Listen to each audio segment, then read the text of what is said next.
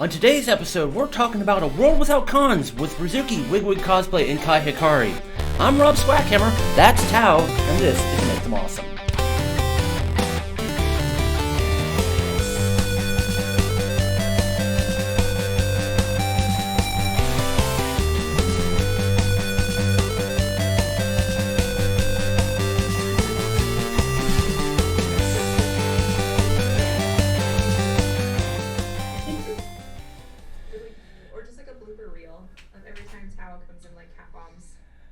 That would be a lot, honestly. So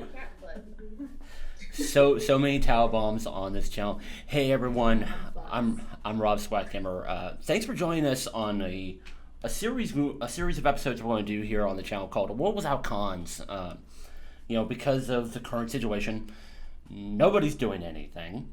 We're or some degree, and so we wanted to bring some friends on to discuss this. So. Rizuki, Wig-Wig Cosplay, Ky, how have you been doing lately? What have you been up to? And actually, Ky, let's start with you, actually. Oh, with me? Okay, sure. Yo, what's up? I've been good. Mostly just making things. I'm working on Twitter for My Hero right now. A lot of backlog stuff from a raffle that I hosted earlier to benefit LGBTQ charities, so okay, just working. So, Wig-Wig, what about you two? What have you been up to as of late? I know you started your Twitch channel recently. It's one thing. I did, yeah. Yeah, I mean, a lot of what we've been doing is honestly house projects. We've decided to take advantage of being at home all the time to make it a nicer place. But as far as cosplay goes, we've been doing mostly a lot of planning, and then we started doing some Twitch streaming kind of at random intervals. Yeah, we're hoping that the Twitch streaming is going to bring the motivation back to really set a schedule again, because that's basically the biggest thing that's missing other than our work schedule, which is out of control right now. I mean, I feel for everyone whose jobs are asking 60 hours from a 40-hour week. So. Yeah. But around that, the only other schedules that we had were cons, and now that that's gone, we have to set our own. Yeah. I could definitely see that. So, Rizuki, what have you been up to? I know you've currently been planning for a wedding, because I've seen your IG stories about that. Yeah, that's kind of taken over, just because normally what I do throughout the year is I'll go to cons for myself, yes, but I usually am either going to conventions as press or I work behind the scenes at conventions. Mm-hmm. So since all of them are gone, I'm kind of just okay. So, during the summer, there was a lot of gung-ho toward doing online stuff because that was kind of the height of the con season. But since con season's kind of weaned down a little bit, I've just been doing nothing but planning cosplays, kind of like what Wig-Wig Cosplay was saying, just kind of making some sort of a spreadsheet to plan when motivation eventually comes back. Mm-hmm. And then the rest of it's just been wedding planning, which is fun, but very, very painful because numbers are very large. Yes, one of our members is currently working on her wedding, and she's mentioned something along the same lines. So as for us, I mean, we for Chris and I, we've if you watch our streams, we talk about quite a bit. But one thing we actually did launch this week was actually doing a giveaway, our very first one, where we're actually going to give away a book about learning embroidery along with an embroidery kit. Yeah, it's yep, there's a book, and actually go ahead and show off the kit there. It has a whole bunch of stuff. There's 100 different things of floss, as well as other cool little supplies. Yeah. For embroidery. And then also we're going to throw in a $25 Art of Wig gift card because we love their products, and I know people always need wigs. That's always the thing here. So I'm going to go ahead and launch into my questions here. And this was one because I know all of our guests have very varied backgrounds when it comes to cons about what they do and stuff. So how do you typically utilize cons? Because I know for some people, it's just to go to hang out with their friends and meet people, stuff like that. But with this particular panel and all the stuff you've done, I kind of want to get an understanding of how you quote unquote use cons in this regard. So Wig-Wig, let's start with you two, because I know in one way you do a lot of cosplay competition. It's a big thing for you two. And both ends of contest too, not just in it, but Right. running it or judging it. Yeah. And Yeah. judging it. Yeah, it's pretty much all sides of the table. For us, I'm already tired just listening. the contest is the center of our con scene, and then everything else kind of radiates from there. So we use cons as a place to compete and a place to judge and help other people, try to help other people improve and things like that. So Yeah, we use, for us, conventions are mostly like a large way for us to network and like PR and also meet new friends and connect with old friends through competition scenes, since a lot of the people that we know also compete. Mm-hmm. But then the people outside of that, you know, like we connect with our photographer friends, we connect with our conning friends, and it's a good way for us to kind of keep our community alive and kind of, you know, remind ourselves why we want to stay in the community. absolutely. So it's been interesting without it. Sometimes So there's a lot of like Discord chats and a lot of online conventions 'Cause- just to try to keep the community close. Right. A lot of the time, when we go to a con that's like far away, we'll also like roll that into like seeing maybe other friends that aren't necessarily cosplay related in that area. And we Right. all that together. So for us, cons really do a lot of our socialization in and around that structure. Okay. Panels too. We love educating, and Mhm. I used to be there, and it's just a way for me to remember, like, you know, that passion that I had when I was a teacher. It's like, oh, I love doing that, I love teaching and sharing, and I want to do that more with cosplay, and we were able to do that through conventions with paneling and guesting opportunities and things like that. Okay. So Kai, what about you? For me, competitions is a big thing for me too. That's I used to play college basketball, so cosplay is now my competitive edge. But for me too, I would say a lot of networking. I used a lot to see friends too as well that are far away from me, because it's just a chance for me to like get out of my office and my job and like Mm-hmm. go enjoy myself and do the things I love. So that would be a big thing. Major number one thing, filling my anime room with junk. It's definitely the number one thing that I do. Vendors Hall and Artist Alley are danger to the wallet. They are. They have all my money. I've been so rich now. The cons have been gone. It's time for that. It's like armload stuff. And Yeah, Lauren was saying something like that, but now she's like, oh, I'll just buy stuff online instead. That's a great Oh, idea. no. so Rizuki, well, you kind of said a little bit about this already, but it sounds like you do quite a bit with cons, you know, in your life. Yeah, it's every con is different. Like usually the bigger cons, like Katsucon, Otakon, Anime NYC, I go as press. So I get there, I kind of get my press badge and figure out what the heck I'm doing. Make sure everything's all situated in terms of interviews and maybe if it's just like a press panel or anything like that. And then kind of the con kind of goes from there depending on what I have to do for press. Mm-hmm. And then local events, I'm usually working behind the scenes, whether it's judging, putting together the cosplay contest, putting panels together, having a table. So depending on what's happening at those, it's kind of getting there early, setting up whatever, making sure nothing explodes, and if something Right. does explode, fixing it. Yeah. Then I can go from there. Otherwise, everything is based on that. Whether I'm at Artist Alley spending money, if I'm at the dealer's room spending money, if I'm in the gaming room crying, or whatever it is I'm doing, it all has to start with those things, and then I can go from there. I'm just very social. Like I love meeting people. I love interacting with people. I'm either hosting or co-hosting like a lot of the Sailor Moon photo shoots usually. Mm-hmm. And so I'm just with people constantly through every con. And now it's me and my wig head. And it's just really lonely. Wilson! Hey, Bulbasaur is there too. Listen, if you enjoy Pokemon, I got you. So we've been together having a great time. All right, so Leave one thing out on the cost. yeah. On the convention thing. Your Kibu dancing. You were all over the Kibu That's dancing. true. That's true. Donkey. If there's a K-pop party, I am there. Just let me Nice. know. I'll get my Kibu. I got you. I miss my 3 a.m. K-pop party.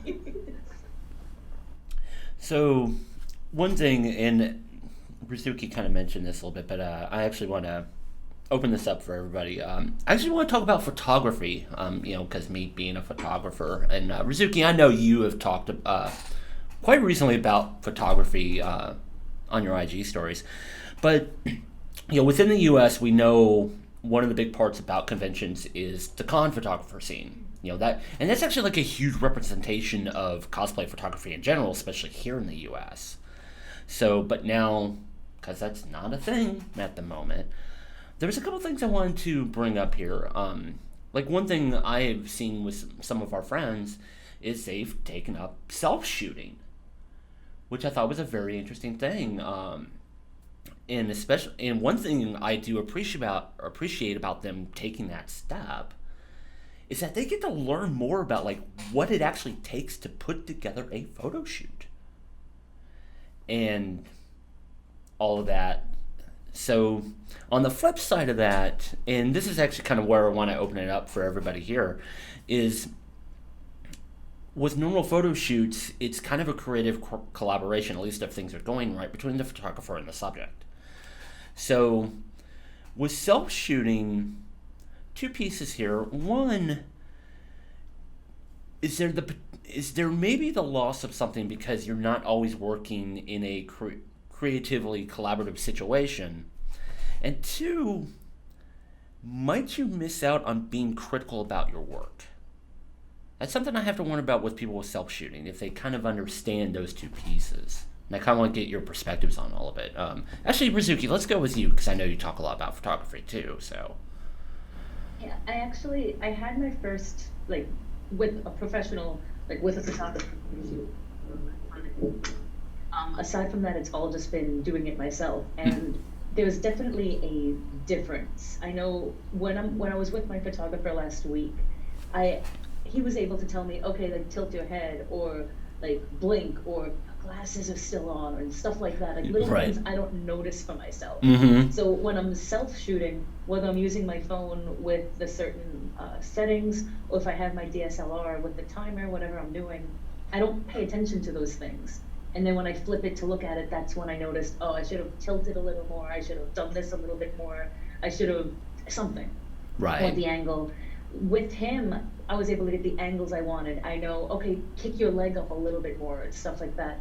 So I do find that, yeah, like I like self-shooting because I'm learning all of the photography stuff I used to know back in college. I'm kind of slowly trickling that back in, but I'm missing out on that critical critiques and the feedback on my face, my body, like everything, and I kind of miss having that because I also miss that partnership in you're the model, the photographer's a photographer, and you guys are kind of working together to create something, and I miss that joint, I can't speak. I can't think of the word. I miss Words that are hard. joint effort. Words are hard. Yeah. But I miss that joint effort. I feel like I'm missing out without it. So, Kai, what about you? What's your take on self-shooting here? Self-shooting. So I have a lot of friends who have taken up self-shooting recently, and their stuff looks gorgeous. Anytime I try, it looks a hot mess. That's just a personal preference for me. Well, not a personal preference. I think too, with me as a person who struggles with like self. I don't want to say like sometimes when I see myself in photos, I hate it. Yeah. Everybody. And so when Self-depreciation. I'm the photographer, it's 10 times worse because I'm always picking out my fatal flaws. So I think that's probably where I struggle with self-shooting. But everyone else seems to be thriving and loving it, and I'm here for it. If you like it, I love it. So. All right, so Wig-Wig, what's your take here? I personally am exactly like Kai. I'm very self-aware of how hard I am on myself, but I'm also not willing to give that up. I don't know. It's a weird cycle.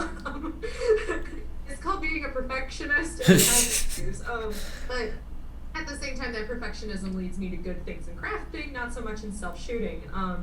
I don't like self-shooting because I'm like Rizuki, where I like having that communication with the photographer. I like making friendships, and I love seeing my photography friends like flourish in their editing and their work, and I want to give them the opportunity to I guess, get more, like, to do more shoots, to get different styles of posing, to try something new, and I'm willing to be that person. And I'm also totally cool with, like, getting more photos of my work I didn't take. So it's like, Yeah. yay, I don't have to take photos of my own work. I love doing that. So that's nice. And we know from experience that my photography skills are Bad.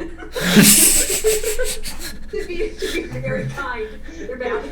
I can take photos, Yes, he takes but I stellar am like awful at landscape. human photography. And I don't understand like why. Like I'll take the photo, I'll be like, yeah, that looks good, and I'll show it to you, and she'll be like, stop. Yeah. Delete it. Just So like, there's nothing to work with, so that's a dead end. So we've been keeping in contact a lot with like our photography friends who are near to us that we can at least travel to mhm. after so. So sorry, East Coast friends, we're gonna have to make like a week to come to you all, but like Yeah. it works for our friends over here in the Midwest, and we're able to, you know, go and do a shoot and then come back and get photos from all that and kind of do the locations, which I stand for a good location shoot. Oh yeah. And socially distant. Like you can still do it. You just don't have the con platform to have it already kind of people in the same place and stuff. Maybe you have to put more work into getting a shoot together. There's no advertising. You can't just like Right. post on someone being like, I'm wearing this costume, do you want to shoot it? And they'll be like, yeah, here's my prices. It's more of who do I know, then setting it up. So it's a lot of work, but it beats self-shooting for me. Okay, amen. Say it again. Well, I was gonna say, and Kirsten and myself, well, and actually, really, honestly, all the team. Like one of the big things for us is really just kind of developing all the collaborative ideas and just kind of doing something that says something about us. So that's part of the reason why I really wanted to bring up the collaborative aspect. I mean, hell, Kirsten and I have just been talking about so much stuff just for potential projects. We talk about it a lot in our chats, and then usually we'll have like a full-on document where it's like, okay, what ideas do we have? What props do we want? What locations are we looking at? Are there any possible poses we already know we want to do? So there's a lot that goes into the planning, and like you said, it's great getting to work with someone rather than here's my phone, let me try to time this right. Because like I recently did a photo setup thing, but I just usually use that for like work in progress pictures, not normal pictures yet. I might maybe for some Halloween thing, because I have random Halloween crap sitting around. But Who doesn't? other than that, I'm like, I don't really have the want to go pull out with all of that crap by myself. And I'm like, Lauren is okay with photography, but she hasn't done it in a while, so it might be like you're good at landscapes, but not people situation. Or even better, she's good at photography of cats. That she is, yes. So on kind of the flip side of that, one thing I had to wonder, because we have seen some friends do more on location work as of late. So this is something I had to wonder about. If people do more not convention shoots in any format whatsoever, are they going? I really have to wonder how many are going to want to go back to doing convention specific photo sets. And actually, let's go ahead and reverse the order on that one. So Wig-Wig, I want to see your take on that.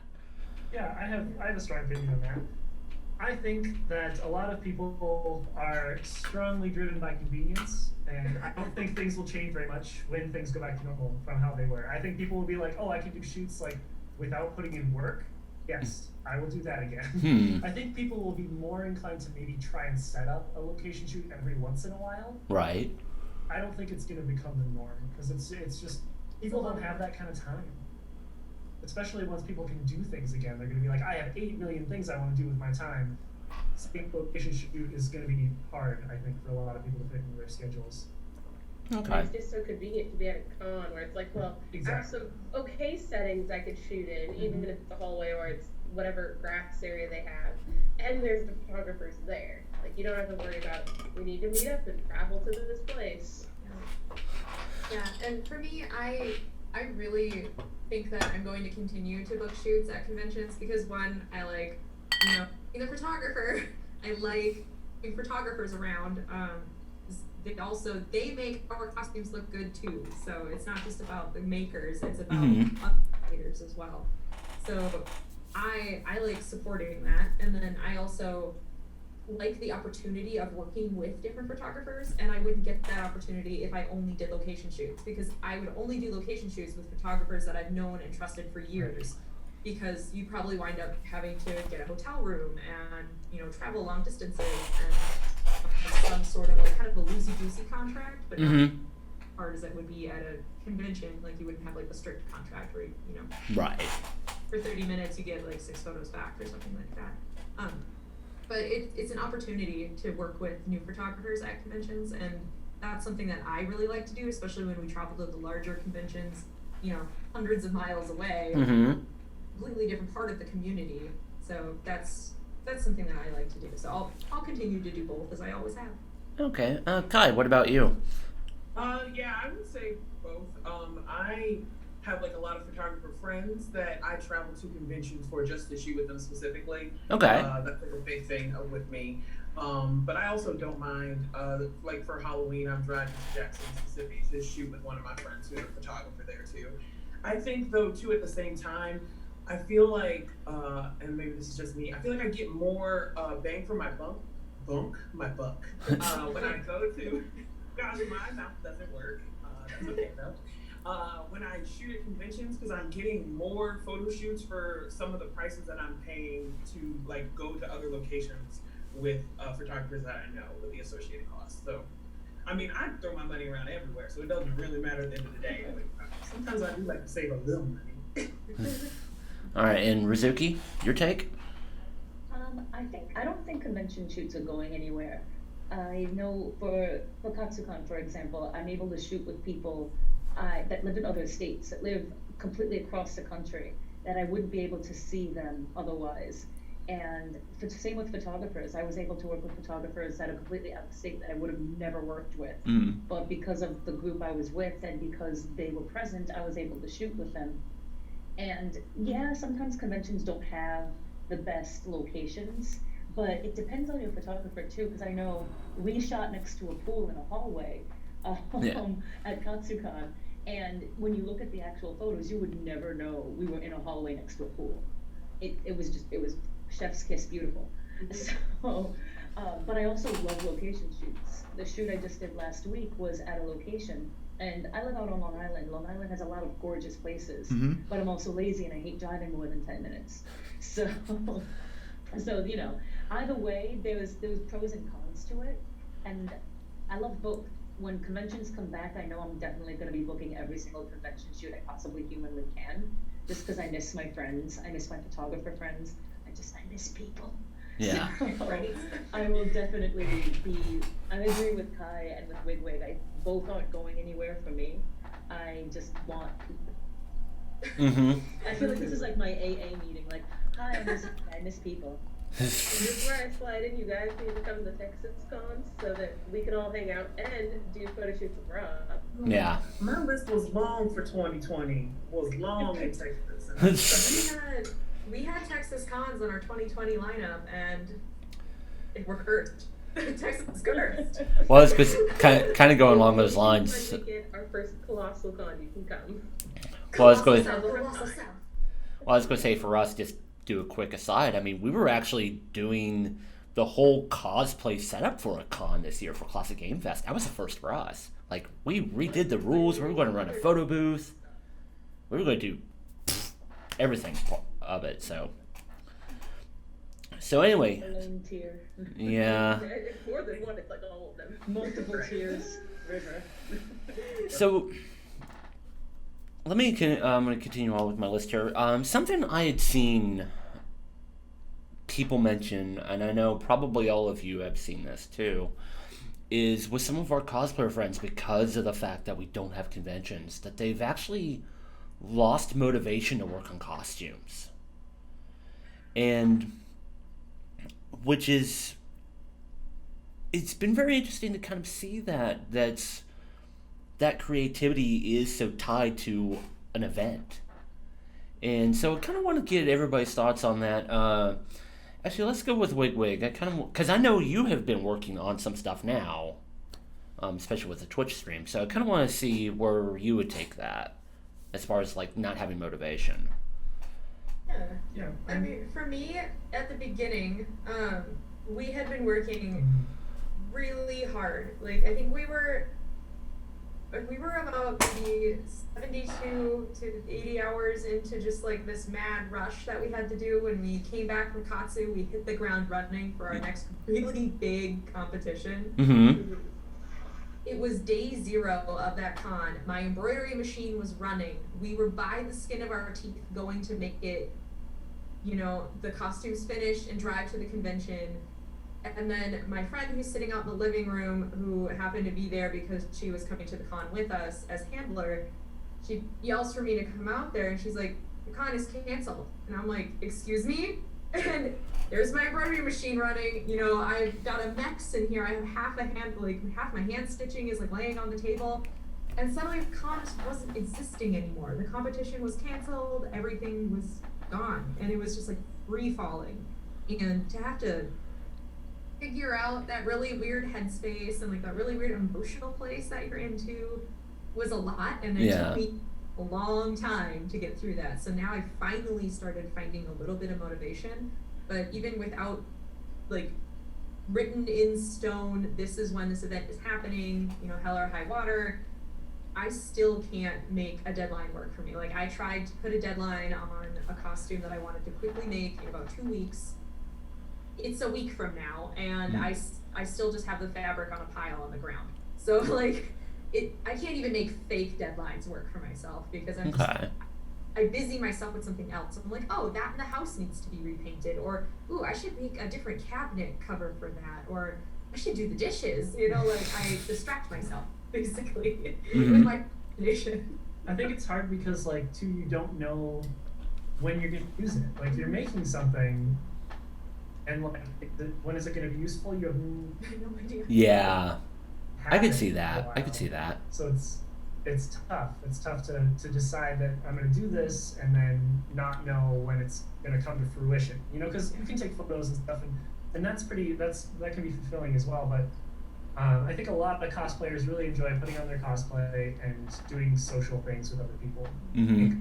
And then to like back to how we were talking about like doing location shoots, like, even though the costume that I was trying to pump out in 2 weeks was for a location shoot, it's still not as fulfilling for some reason unknown. I really just don't harder. know. It's just hard. Yeah, it's hard to get motivation when like your main source of socializing has been taken away, and it just seems like more work. So we feel with anybody who's losing motivation. We've been struggling with the same stuff for sure. Yeah. It's hard to like work under, like, not having that pressure, because that pressure kind of pushes you to like, oh yeah, I can do this, and it hypes you up for making that deadline, getting it done, wearing it at the con, and being like, oh yeah, look at what I did. You know, even if you were in your hotel room finishing it the night before, but now it's like well, it's gonna be done when it's done, and I might not get to use it for X amount of months or whatever. Because some photographers are doing things right now, but not all of them are, and you know, there's various reasons why people might not be able to use it now, and you don't have, like, that pressure is a good thing and a bad thing for motivation. So, and scheduling with those photographers too can be difficult, because everyone's lives outside of cosplay have just been like in turmoil. So like, just bananas. So then on the other hand, with the photographer, if you're like a couple of days away, you can be like, oh well, you know what? Can we go ahead and push this back like a week? It's more flexible. You can't push back the con. You cannot push back the contest that you want to be in. It has to be done by prejudging, and that's that. yep. So, Rizuki, what about you? I feel in the same boat. Like, Wig-Wig put it really well. Like, there's no deadline. It's so flexible, and it's just like, oh, August 21st? Yeah, whatever. So it doesn't really matter. The last 2 conventions I went to, I was doing new costumes with groups and for masquerades and stuff. So it was just like a hard, like, it's not the next day. It's due at this time. Like, you have to be there at this time. And that feeling of just accomplishment and like pride going out there with it was just the best. So then coming back from Katsucon and having everything be canceled, it's just like, well, here are the builds I was gonna do. There's all the fabric, there's all the materials, and they've been sitting there collecting dust because it's just like, well, they were due in July and November, but now they're due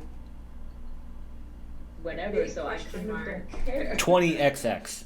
20XX. Exactly. Oh no. So it's just like, I'm like, okay, I'll go work on my wedding some more. Okay, I'm gonna go harass the cat. I'm gonna harass the dog now. I'm gonna take a nap.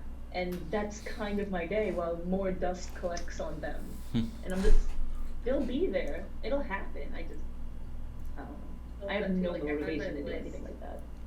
And that list got tossed in the trash. And even now it's like, well, if Katsu happens, which no one's convinced Katsu's happening this year, I'm like, well, I'm supposed to have these 2 new sets of things done.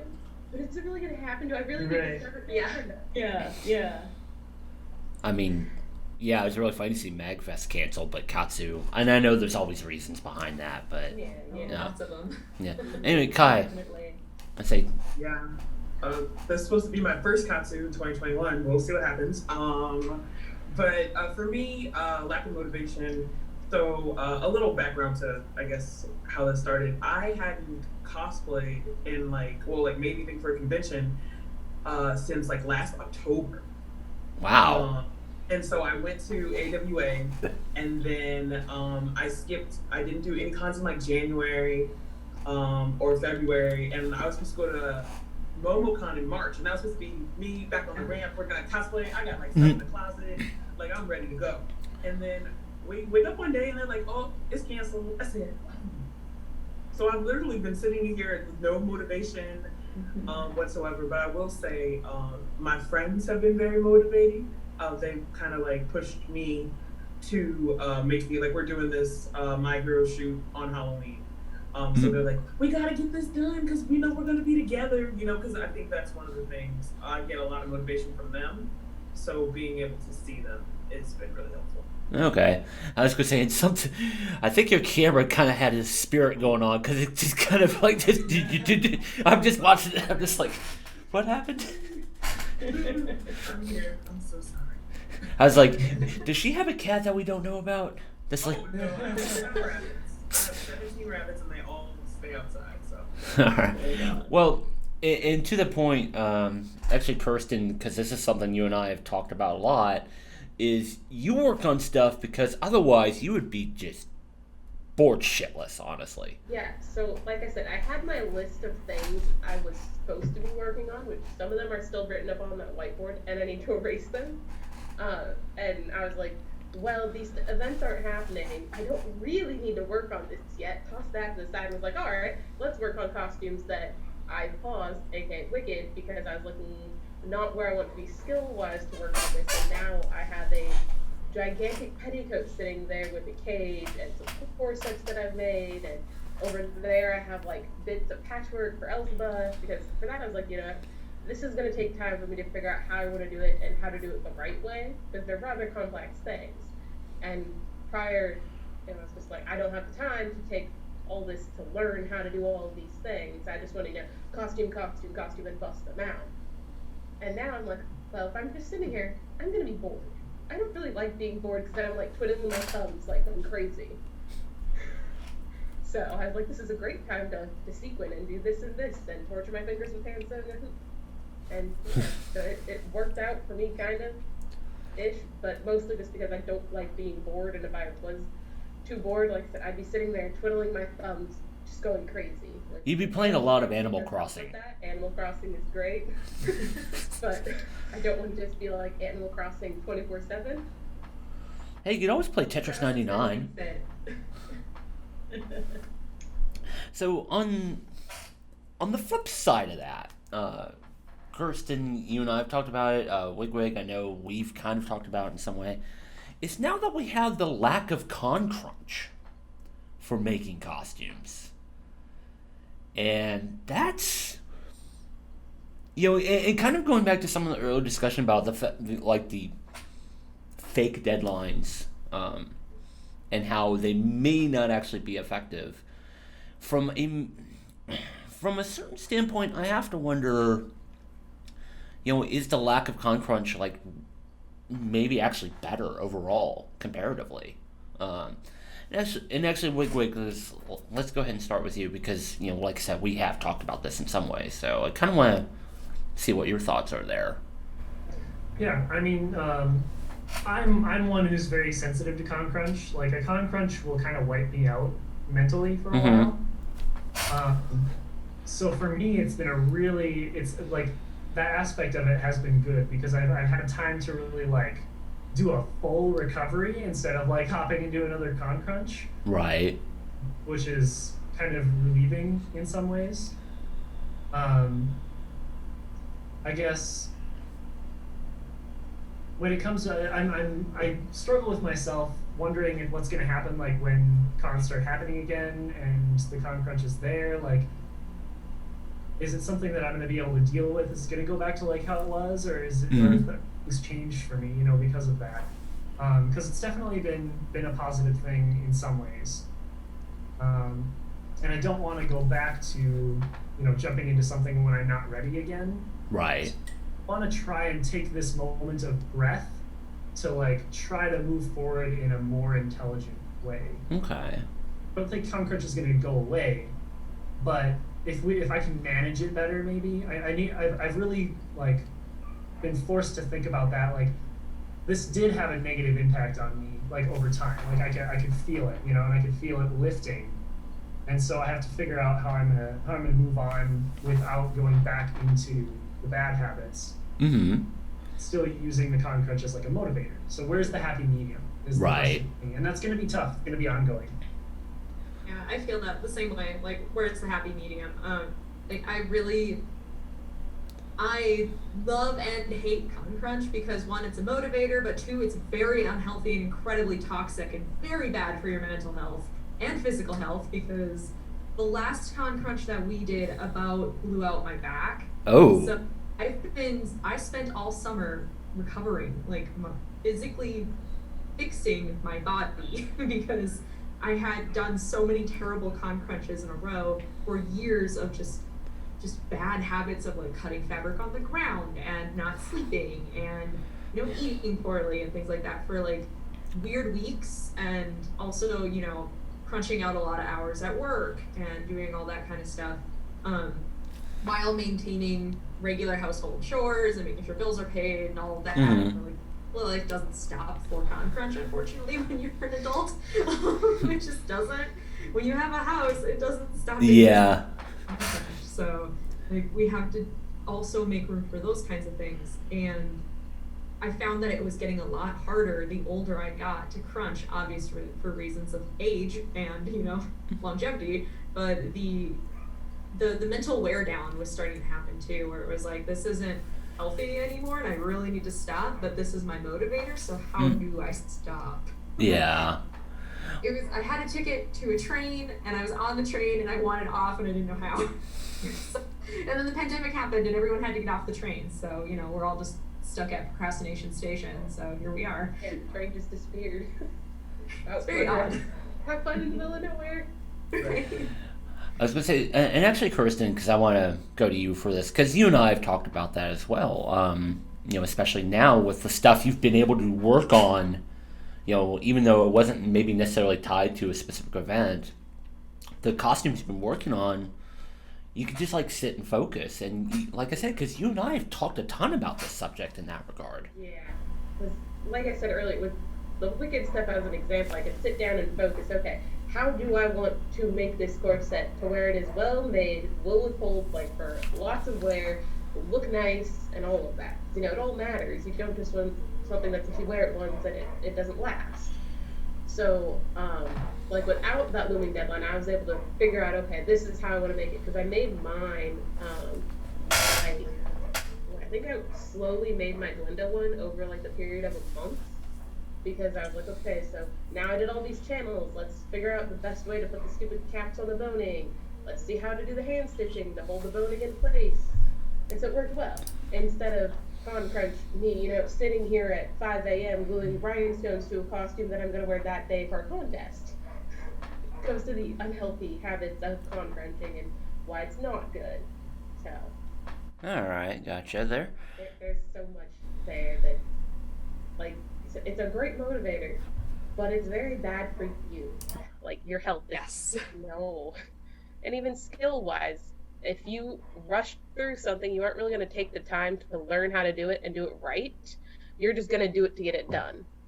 And if you're not working under a crunch, you can take your time and really learn the great technique to move forward and benefit from that project instead of just, throwing costumes left and right. Okay. So, Yeah, I was gonna say, I just noticed something odd about OBS. Just like did something weird. So I sound like I'm in another room. Oh, well, thanks, Lewis. yeah. So yeah, maybe OBS just heard first and just like. It's fine. It doesn't like me. It's okay. All right. So Kai, on lack of con crunch. I mean, I know what you've mentioned earlier is kind of another thing, but let's get your perspective.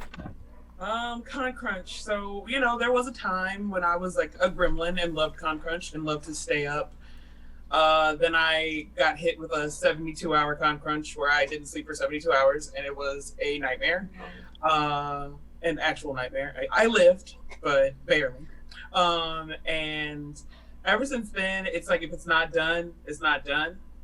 And that's kind of to the point where I've gotten with it. I find it like I love to stay up all night and work on stuff, but just not in a con crunch kind of mood, if that makes sense. All right, and Rizuki? Before COVID happened, I con crunched for an event last year in November, and it was the worst con crunch I ever had in my entire life. I was working on it on the day before we left for the convention, the car ride to the convention, up until that Saturday morning at 4 a.m. when I needed to be at Masquerade, the rehearsal for the Masquerade at 8 a.m. and I was still working on it at 4 a.m. that morning. And I was just like crying. But it worked out, everything, it ended really well, it ended great. But when I got home that Sunday night, I was just like, I will never do this again. I didn't sleep, I barely ate, I was dying, it was horrible. So for KatsuCon in February, this past February, it feels like a year ago. It really does. I was like, this past year, and I'm like, wait. But this past KatsuCon, I did not con crunch. I finished everything the week before. So the week of Katsu, I was just like, yes. It actually was the most relaxing KatsuCon, the most relaxing con I have ever had. So when I got home from Katsu, I felt so motivated. I'm just like, every con from here on out is going to be exactly like this. This was fantastic. I will never put myself through that again from November. And then there were no cons. So I wish I had more motivation to do something, because in my head, my goal was get your cosplays, your group cosplays done now, so that whenever conventions come back and we all start figuring out when we're doing those groups, you have it done and you don't have to do anything. But like, I don't have the spoons for it. Like, I'm running low on gas and there's no gas station anywhere. Yep. I don't know where it is. So I don't want that, but I'm right now kind of scared that I'm gonna have that, because the motivation's just not there, even though I've learned my lesson the hard way. Yeah. Yeah, your lesson reminds me of the con crunch I tried to do for IkiCon in December. So I was trying to get the 3 sets of Project Ebonblade stuff done. So like the final, I want to say like 3 weeks beforehand, it was just like I was barely sleeping, trying to get all this armor done, get the sewing and get the details. And it just got to the point the day of, because it was early morning, the day of the contest, and I was like, I could like slap straps on this armor and call it okay, but if I did that, I would hate the result. To the point, then that's why I'm now like going back and redoing a lot of work that I did, especially with the armor, because I'm like, it can be smoother, the paint job can be better, and I want to test strapping more to be sure it's not gonna be like, oh, there goes a shoulder. I say, holy God, I mean, because for Ebonblade, you had myself and Luis come over to help like glue and smooth and all that stuff, and yeah, Lauren, instead of Lauren was supposed to help with like some little small things, and she's like, I'm gonna go see friends. Here's a little sanding block. You do what I was supposed to do. Yeah, and then like even like you said, the day I asked of, if it was like I'm some in. little claws. Yeah, like I said, day of, I'm in the team chat. It's like, okay, this is probably not happening, and then you finally called it, and yeah. Yeah, like the day before, I was telling Rob, I'm like, I just want to call it. But Lauren and Allie were like, you've put so much work in. Why are you going to call it now? You can totally finish by the time of prejudging. Where me, I when feel I'm that. looking at where everything was happening, I was like, I would have called this a week ago, personally, but that's just me.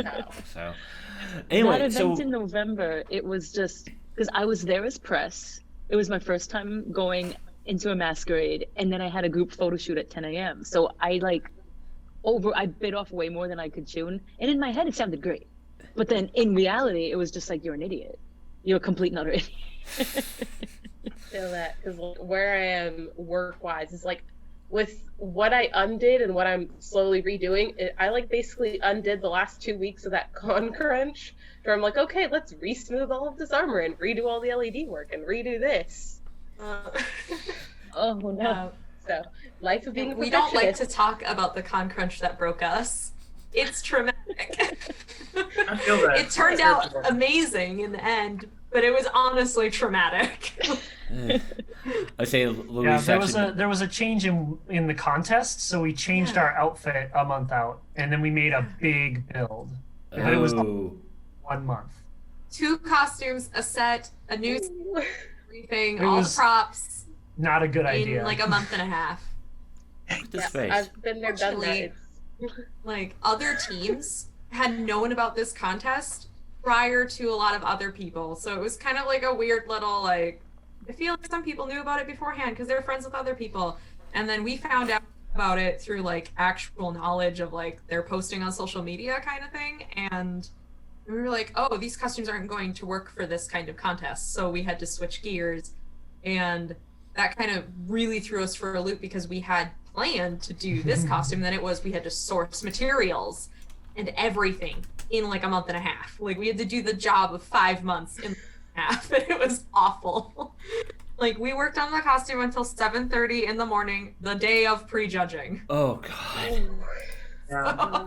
And it was the first time we had him in the costume too, so it was like, I hope the straps work.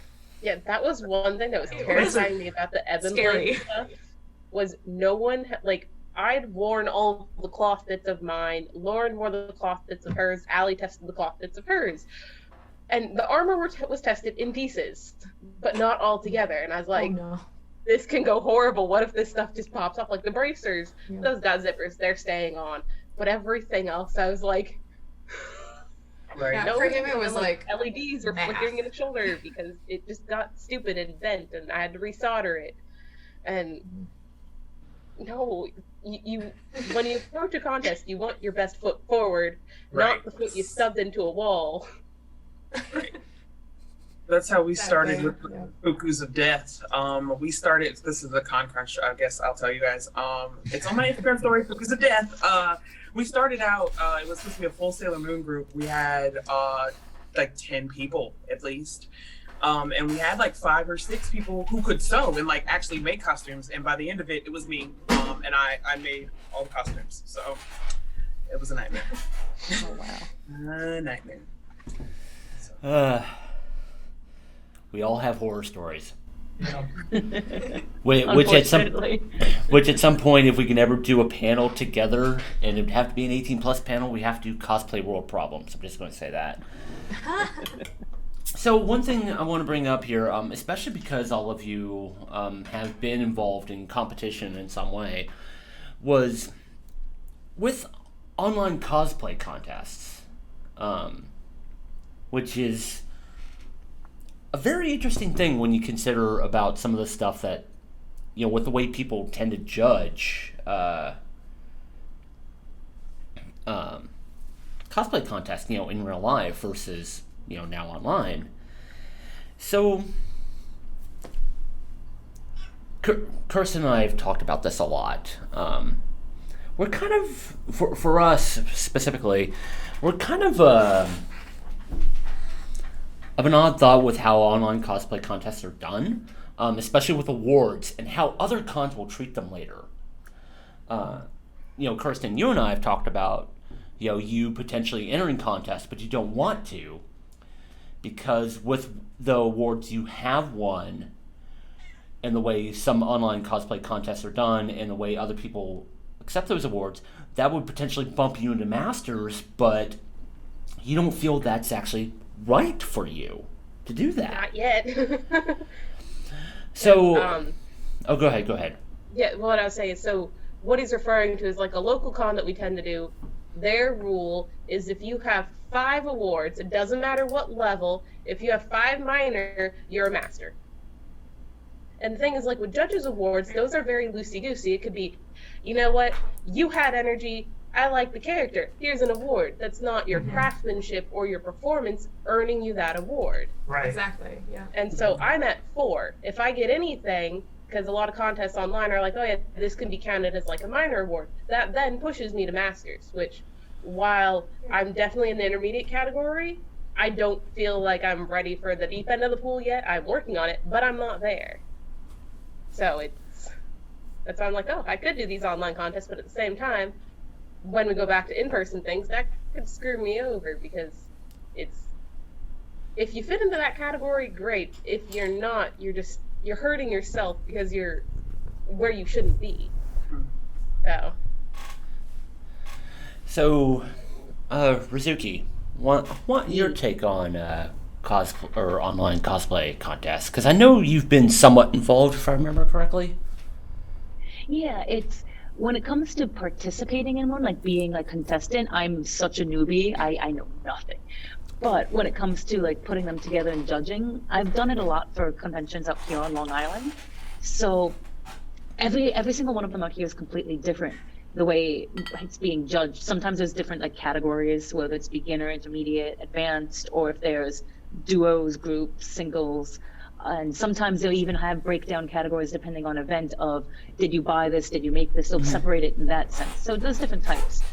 Online, it's tricky. And because you can't see it in person, so you can't look at seams, you can't really look at something. So what a couple of conventions have done out here is we will have a Google form or something set up, and there will be a little file drop off. So you can submit photos of different angles of your cosplay, as well as a video that you can pop into Google Drive or Dropbox. So you can, in that video, you could either just kind of showcase like, oh yeah, or you could talk about like what you made, what you bought, what was hard, whatever you wanted to discuss up to a certain amount of minutes. So it's not just like 7 years of you talking. But so those have been really, really helpful because then we'll run the contest online, usually via Zoom, kind of the way with OBS and everything. Right. We'll run it like that. And we'll have the photos and the video playing, and the judges will then discuss it. It's like, oh wow, Bubba took this costume and they dismantled it and they did this and they did that. We'll be able to talk about it, and that ends up becoming a lot more interactive than just kind of, oh, so here's just one, cell phone shot that's kind of blurry from like here up and you can't tell anything, you don't know anything. So I noticed as the summer went on, a lot of events out here were kind of being a lot more intuitive with it and adding more photos, adding more videos, adding more discussion to make it more interactive and more interesting. In the beginning, when everyone was just like, oh my god, how are we supposed to do an online cosplay contest? No, everyone was figuring it out. I think everyone's got a pretty good handle on it. Granted, we're in a lull of cons, and I think everyone's sick of like Zoom and stuff like that since we're doing it for work, we're doing it for school, we're doing it for everything. Zoom fatigue is a real thing. It's a very real thing, so. Definitely. So I think there's a mix of, there's a lull since it's like the later half of the con season, it's kind of going toward the end for the year, but also kind of just like, oh my god, this is on Zoom now too, what am I supposed to do? So I'm not sure how conventions will do it going forward, but I'm interested to see it. I definitely think more interaction and just more discussion and more something to really get the audience engaged and not just kind of like, yeah. I think that'll be a little bit better. Well, and that's part of the reason why I wanted to like have these conversations was to do this and make it more interesting and interactive. So definitely. So one thing I want to mention, because you mentioned Google Forms. So some of the local contests I've seen, while normally they have 3 categories, novice, intermediate, masters, they're like, oh, we just have one big category, or we have two categories. And it's like, if you're still trying to push this is a craftsmanship contest, and you're not splitting everyone up like you would normally, what the heck? Yeah, that's so tricky because out here, a lot of the local events, it's just kind of like everyone's in one bubble. But as a judge, like I'll look and it's just like, no, everyone's not in one bubble. There's some people that have been doing this for years, and then there's somebody that just made their very first costume, has no idea what they're doing, but is learning. And then this person made theirs, this person's from Best Buy, from Party City. I mean, maybe if you got your costume at Best Buy, I don't know. Who knows? They do sell geek stuff, so. Who knows what you're doing? Well, I But said that everybody's different. you want to be in the And, right category for you, and if it's all Exactly, one bubble, exactly. how can you be in the right little sub bubble when it's like, well, It's all have kind of fun. just put under one umbrella, exactly. Well, It's so tricky. Well, and actually, one thing, Kurt and Ky and Wig-Wig, I'll get to you here in a bit, but one thing I want to bring up real quick, because one thing Kirsten and I had discovered, and we had wondered about how this should be handled, was potentially people sandbagging online cosplay contests. I'm not going to say names, but we have seen examples, verifiable examples, where a costume has won in person, Major awards, multiple times too. and then they go do these online contests. I'm like, well, what the fuck, man? I mean, how do, like, are they not doing any, like, are the people who run these contests not doing any research, potentially? And I think that's a huge concern to me. You know, especially because you can't really know all these people, especially, you know, if they're not in your area, like, say, like Rizuki, like the whole thing with, like, Long Island Retro, you know, where we sent in some photos. Not really a contest, but, you know, for cosplay. If there's other events that do that, how do they not know this is occurring? Which is, like, I think is a huge concern, and probably we can't put that, you know, fix that now. But I wanted to bring that up, just because we've This is noticed it. good for our contest running people. I want Yeah. to see your input is. Yeah, I've helped with a lot of online contests, judging and putting them together, and like reading rules to see if like something doesn't check out or if it doesn't make sense. Kind of, I'm like a beta tester for them pretty much. The one thing that I've noticed on contests that I've been involved with as a judge, that we as judges are also allowed to go and look, like we'll get our entries and we're allowed to go and kind of like, you know, do a little bit of internet creeping and see like what their Instagram looks like. And if we remember from a convention that we've been to, someone who also went to that convention who was in the contest who could possibly verify that this didn't win anything, or if it, you know, did, it was just a judge's choice, we can be like, whatever, that's fine. But like we have ways of verifying, and the community is small enough within judges and contest runners that we know what's up. Like we know who's done what, and we can figure out who to talk to if we don't personally know. So we've Usually. had, yeah, we've It had. can be difficult. It's true. Because I mean, the Yeah. cosplay world is there can be like little pockets and things that you're not aware of. Like, But you, it's vet everything perfectly. Like there are gonna be mistakes along the way. yeah. With master class, it's a little bit easier because we all kind of know each other. Sure. Mhm. So that's the There's class not as that many of you guys. we find sandbagging in a lot, unfortunately, and like we find, you know, people who try to sneak under the radar or something like that. Like unfortunately, that is I guess a cancer of master class, which I really don't like. So we've been able to do a lot of vetting in that sense. So we've, you know, we're trying our best with what we have and what we can do. But honestly, an online competition is never going to change my feelings towards an in-person competition. I want them back. Like, Yeah. I do am not there for like that. the online format. Say, Also, the conventions that are my biggest beef with conventions that are online is they're doing vote, like social media vote for they're like, hey, vote for me so I can get into this competition, and I'm like, that's not merit of your costume. That's nothing. that's I just don't audience play that choice. That So- says nothing about the work itself. Exactly, It's high and- school popularity. And companies like Singer are doing this, and it really drives me nuts when companies that are giving out sponsorships and are getting ambassadors are doing contests like that, because that has nothing to do with the merit of the cosplayer's work. It has everything to do about the merit of the cosplayers, like social media likes. Which, Yes. well, like, be fair, is what those companies are going for, right? Like, they want to get Not more great. foot traffic onto their social media. So, I mean, I get, like, their motivation is different. Their motivation is not to give a prize to the best person. It's to generate more interest in whatever they're trying to, Yeah, you know, but then push. they should also be very forward with that, because the person who wins it is going to be like, I won a big contest, and it's like, no, you got a bunch of likes, and you didn't really like win. You know, Yeah. I'd rather win for the costume than for the amount of people who like my thing.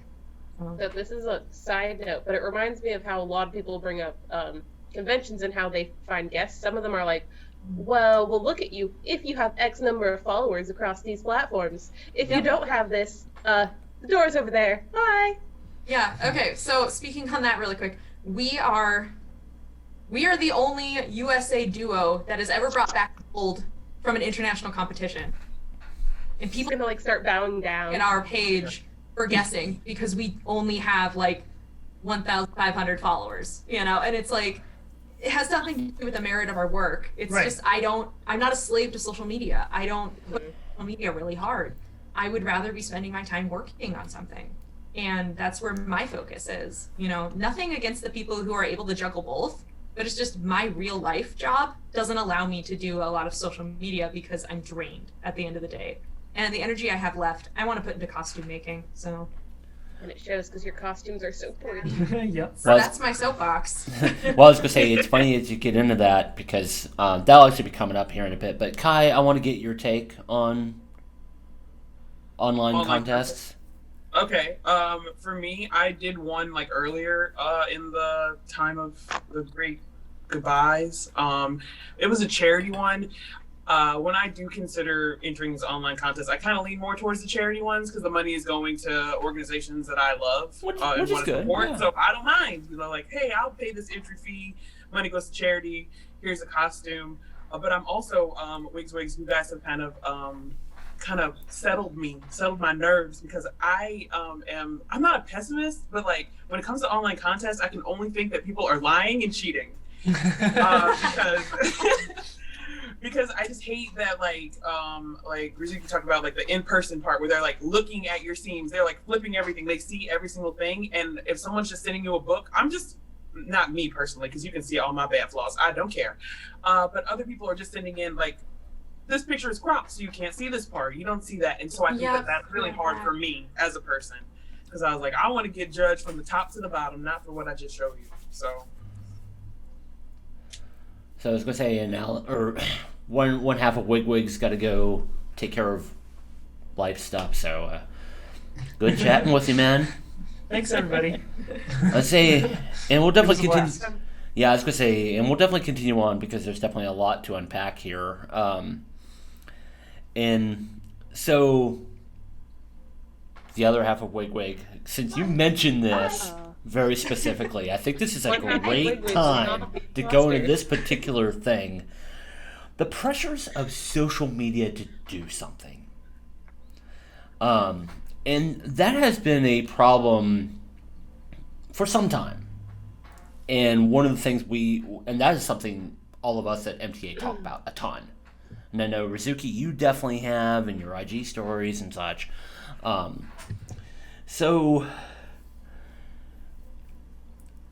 now that we don't have conventions and we don't have that ability to maybe help, have those easy abilities to create content in the easily understood sense, I have to wonder how people are tackling this now, especially with now some of the algo changes, like we've seen with Instagram as a great example. Same with doing stuff here on Twitch with what they want to try to get anywhere. So, how has everybody tackled that? Because of the fact that we can't really go create the content we typically do, and how social media wants to understand it. And like I said, Rizuki, you've talked about this a lot recently. So I would definitely want your opinion on this. Okay. The short answer is social media pisses me off. Just overall, it just Same. I can't. I'm But, there for that.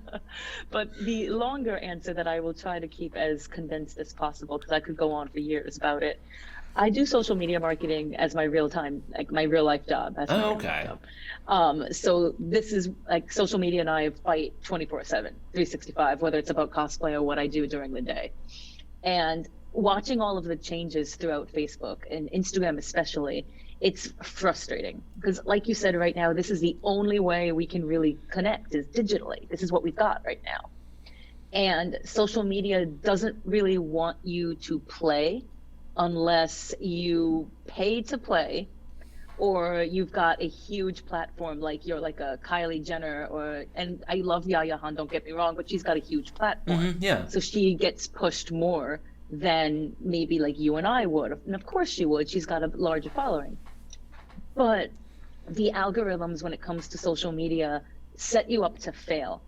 And it adds to the pressure of you needing to post on social media to get more engagement, but then the way social media works makes you get no engagement. So it's this vicious cycle that kind of just keeps going. And myself included as a social media marketer, I know this, but it still affects me. I'm still frustrated because I don't see the effects on like my numbers like I would expect based on my research and everything. But on the other side, I don't care because social media pisses me off. So it's a catch-22 at all times, like just nonstop. I'll use this as an example to try to start condensing. James Charles is a very famous social media influencer when it comes to the beauty community. He's got tons of followers. I know the name, Was the yeah. first male cover girl. Years ago, he won that, et cetera, et cetera, et cetera. He actually made Instagram stories about this as well, saying that he had screenshots of his engagement, his insights one day, and then after the Instagram algorithm changed, you see his insights the next day. It literally went from 17 million to 4 million. Yeah. And he's like an extreme influencer. So imagine that's affecting an extreme influencer, and then look at us with however many followers we have. That's going to bring us down to like 3 people. And how is that going to allow us to achieve anything? How is that going to make us succeed? Which then goes to what Wig-Wig was saying before. It's just like, do you have the time to dedicate yourself to making social media work?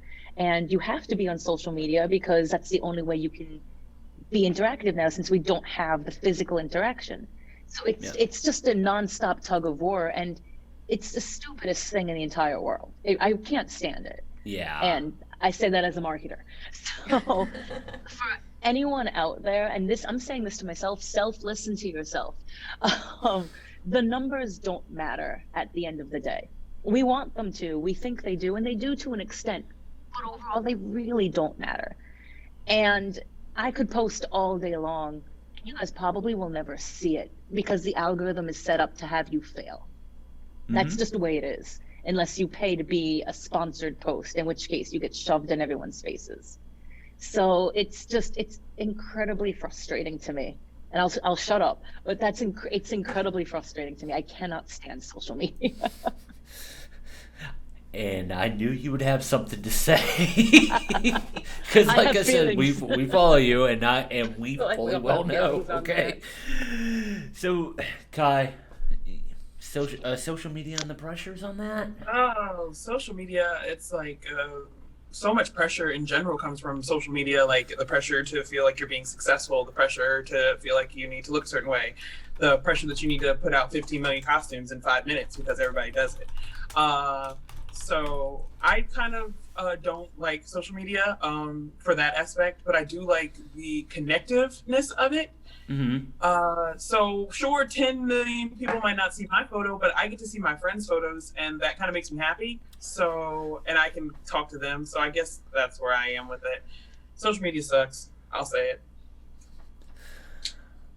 I was gonna say, Wig-Wig, I mean, you kind of went hard already, but just in case there's anything. I mean, Rizuki and Ky absolutely nailed it with the back and forth tug of war and the expectations, and like mentioned before, like we were talking,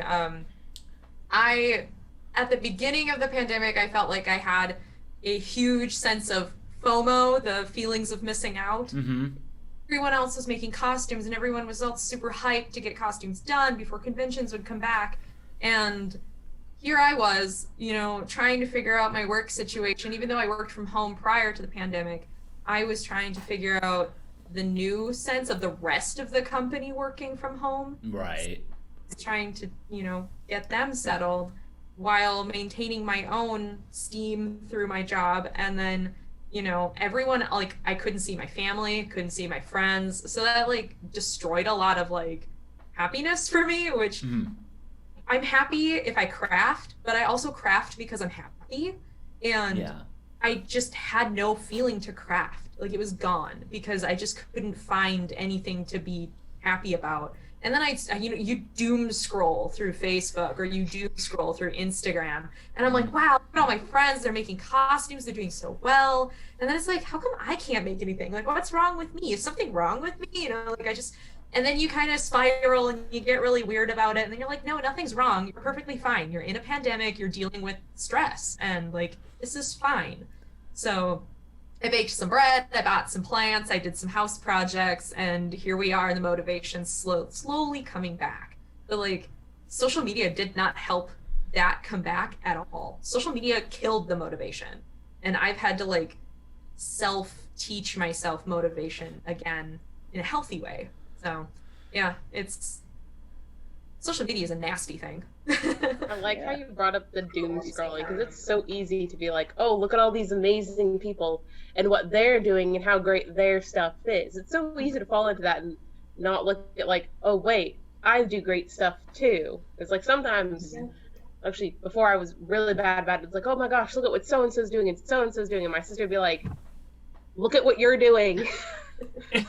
Well, and I'm gonna... For me, it's like, a lot of people always come up to me or they always have conversations with me and they're like, look at the work that you do. You should have way more followers than you have. And I'm like, well, then I don't know, like, tell your relatives, you know, like, get me those likes. Like, I don't know what to do. Like, if you feel I should have more followers, then you should actively try to help me. Exactly. Why is it always my job? You need a bigger following. You should earn yourself a bigger following by the work that you do. Like, well, I'm not going to go out of my way to hunt these people down that should be following me. That's just kind of silly, and I feel like it's really pushy too. I don't subscribe to that. Then that ties into like what I mentioned earlier, we'll want you as a guest or sponsor if you have the right numbers. And so that just feeds this chaos bundle that is just going to make you feel awful. Because you're like, I want these numbers, I don't have the numbers, how could I get the numbers? Because I'm only good if I have the stupid numbers. And that's just not true. Exactly. No. That actually was a huge thing. A bunch of local events, when I started working with them behind the scenes, they would come over and be like, okay, here's blah, blah, blah. They have 20,000 followers. And I would look at their page and I'm like, but they don't cosplay. Like, they literally, like, not that they're not a cosplayer, like, they literally do not cosplay, like, at all. And I'm like, wait, why are we picking this person? Oh, they have 20,000 followers. That'll get us a lot of people. And I'm just like, you're literally just looking at the numbers. Like, that's literally what you're looking at. So then I end up going through my whole spiel that I just went through with you all, and I'll sit there like, okay, so here's Jim Bob. Jim Bob has 20,000 followers, but he gets 20 likes per post. Like, you have to do the math, and you have to look at how everything's functioning and realize these numbers don't matter. At the end of the day, it's not the numbers, it's the content. It's what are they doing? What are they making? What are they bringing to the community? That's what matters. Numbers are bullshit. I don't care if you have 50,000 followers. If you don't post something I'm interested in, I'm not going to follow you. Not that your work's not good, but I'm not interested. It's all based on what you do, and that's what it should be about. But all anyone focuses on is that number. How many likes? How many followers? How many people did you reach? None of that matters. But social media has ingrained in our heads those numbers are all that matters. And they only perpetuate that too with shadow banning. Shadow banning! Don't even get me started. It's an unhealthy culture already, but then putting on the stress of making sure that your account doesn't get shadow banned so you can still continue to get likes is just so unhealthy. It's just like medication that is recommended, like, just bad. And I'll end my spiel with down this on when you themselves. finish. Yeah, no, it's true. I promise I'll end my spiel with this. There's this.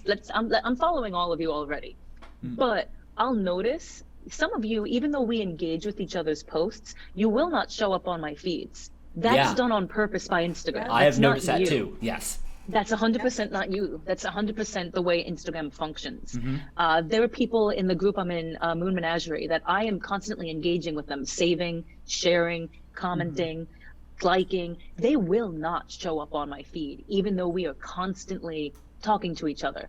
So there was sometimes where I'm just like, I haven't seen, Melissa post in forever. I'll go to her page. I've missed 20 posts of hers because they do not show up on my feed. Yeah. That's all Instagram. That's why sometimes you might post something and it's during your normal time, let's say, and you think it's going to do just as good as the other one, but it doesn't because you've never shown up on somebody's feed. And that's all wanting you to pay to play. That's what that is. Yeah. Well, and kind of going back to the whole numbers versus engagement thing, I think the big thing for us as MTA is we want to cultivate an audience that wants to learn about multiple aspects about photography and cosplay.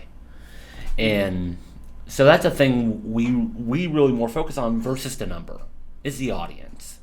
So, Rob, that reminds me of, I don't remember what convention it was, but they were guests at something, and the person we spoke with that was there advertising, was like, oh yeah, apply to be guests because, you guys push educational content. We think that would be great for us. Well, Rob looked into applying and talked to them and was like, okay, well, we're a group and we have different social media pages, and then we have one overall one that's not as old as the other, so it doesn't have the follower count that we have.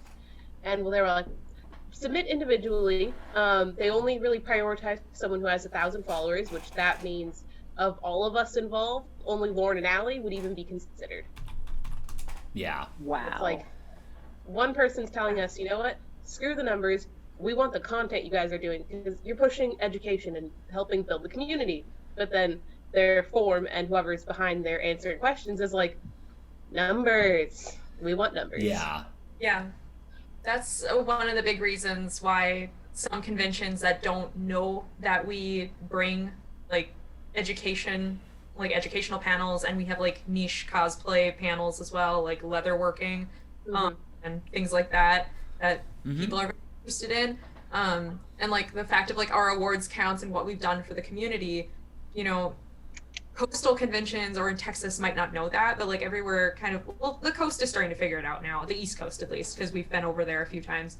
But we'll shoot out an email to some conventions and they'll be like, who is this person? Like they won't even go and look at our social media to see the very top thing, winners of ICL, and it's like, hey, that's kind of a big deal.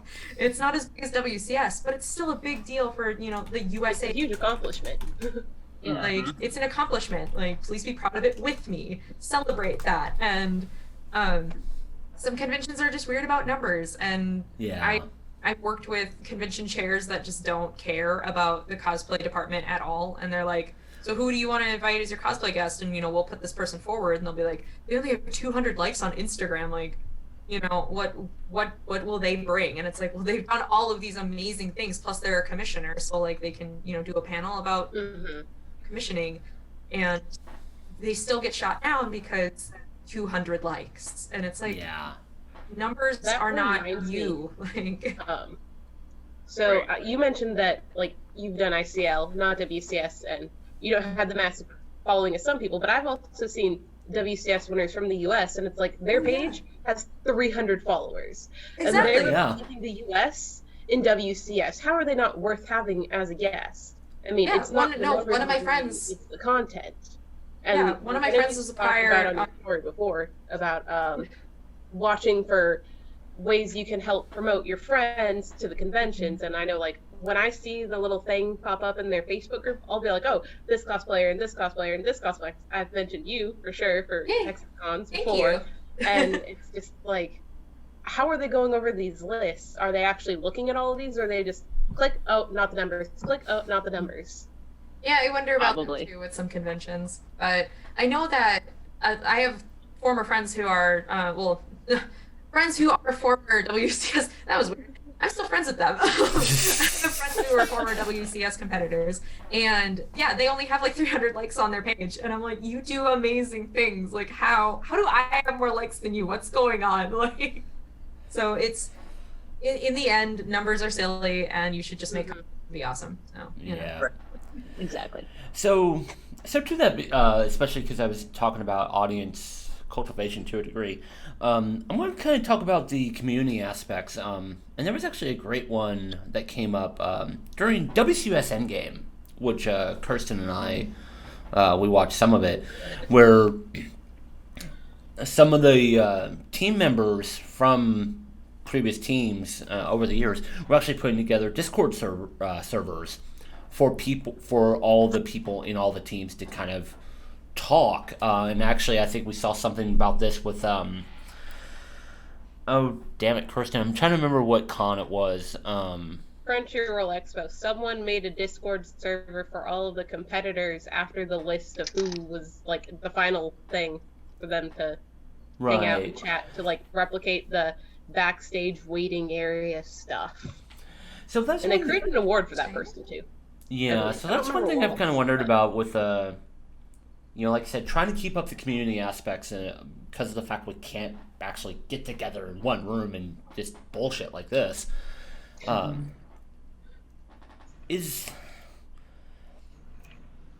Do you think that's something that's worth doing and continuing on once we are actually able to get together again? Because that's one thing I kind of wonder about some of these online things is, they work now to a point, but how do we evolve them over time until we can get together and then actually even make them useful once we can get together again? In Wig-Wig, I'm gonna start this one with you, just kind of see what you have in mind here. I mean, the online aspect is, I think, really important. Something that was missing, possibly in between conventions, the physical space, because people really hyped up the physical space and then just kind of disappeared in between conventions. Yeah. I mean, a lot of that was because of con crunch or life, and those are all. It's okay, we understand. You want to build costumes, and also life gets crazy, and it pulls you away from cosplay, and that's fine. I think, really fine. But I really like the aspect of getting together like this, and I love streaming, and I love the idea of Discord servers. We have two friends who have their own Discord server that them and their followers are in it, and they can just chat and post pictures of cats and stuff, and it's just a cute Discord server that they have for their private following. They're just here's a bunch of people and we have a good community. And I know there's the Facebook groups and stuff like Sheeprop on Facebook and everything, and they do a lot of and there's Kamui's community and stuff where there's just a lot of community posting and community question asking.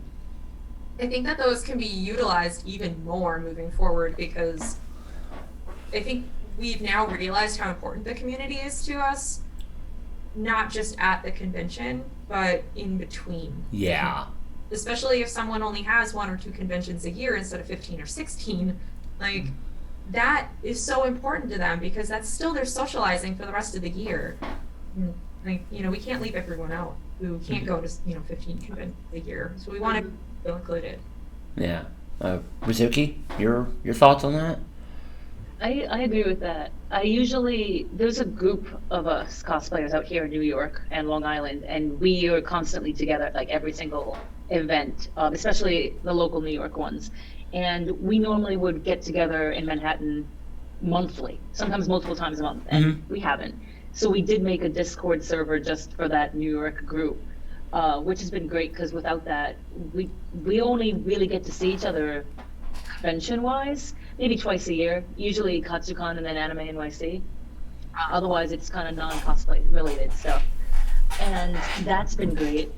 I was thinking about doing some sort of just community, cosplay Discord or something like that. But then I wonder, it's just well, I know there are people that follow me that are younger, and then I know there are people that follow me that are it's a broad spectrum, which is great. I think that's fantastic. But then what concerns me is, okay, then you go into a Discord or something. I know there are people that are under 18 that follow me, that communicate with me at the local conventions, and their parents know about me and they talk to me and stuff. But then I'll have people that are in their 40s and 50s that follow me and engage with me, and everyone's everyone's very respectful. But then I think about, well, I don't know if that's the best way to communicate. So I normally do Instagram lives, and I see you laughing. I normally pulling out another beer. Well, and also it's Just funny. like low-key getting a beer I'm like- together. Well, I was going to say, it's funny you mentioned that considering I am 42, so. But so I do Instagram. Oh, I haven't in like, now that I think about it, but I normally do Instagram lives to try to Yeah. keep connected with the community, and those usually are pretty great. Like, I'll see like the 16-year-olds comment, I'll see the 40-year-olds comment, I'll see the 50-year-olds comment, the 20-year-olds, and it's awesome. I love having that digital aspect. Mm-hmm. But normally we would have that kind of like as a side, almost like a side dish, if you will, to seeing each other at all of these events. So I don't know how well that's going to keep going in regards to just the digital aspect, because I know myself, I'm getting burnt out of the digital aspect of a lot of things. So that's why I haven't done an Instagram live since the beginning of August, maybe end of July, I think. Right.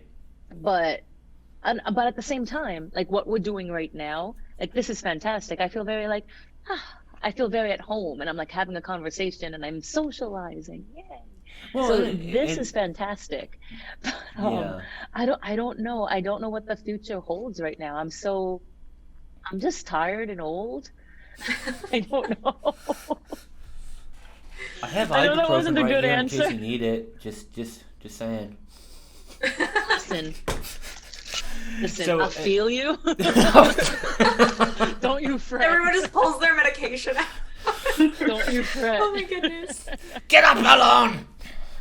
And where's Louise say, like, motherfucker, you don't have a lawn. And Kai, before I get to you, I do want to say something here. So, Rizuki, something you mentioned about, like, having these conversations, for me, like, with all of us at MTA, we've always had these conversations within our group that we never see at a larger scale, that we never see a lot of people talk about. And that was part of the reason why we wanted to do this, was to have those conversations. Because I think they are important. And they need to be had. And people know they're going on and can learn from all of it. So Kai, Yeah, digital community aspects here?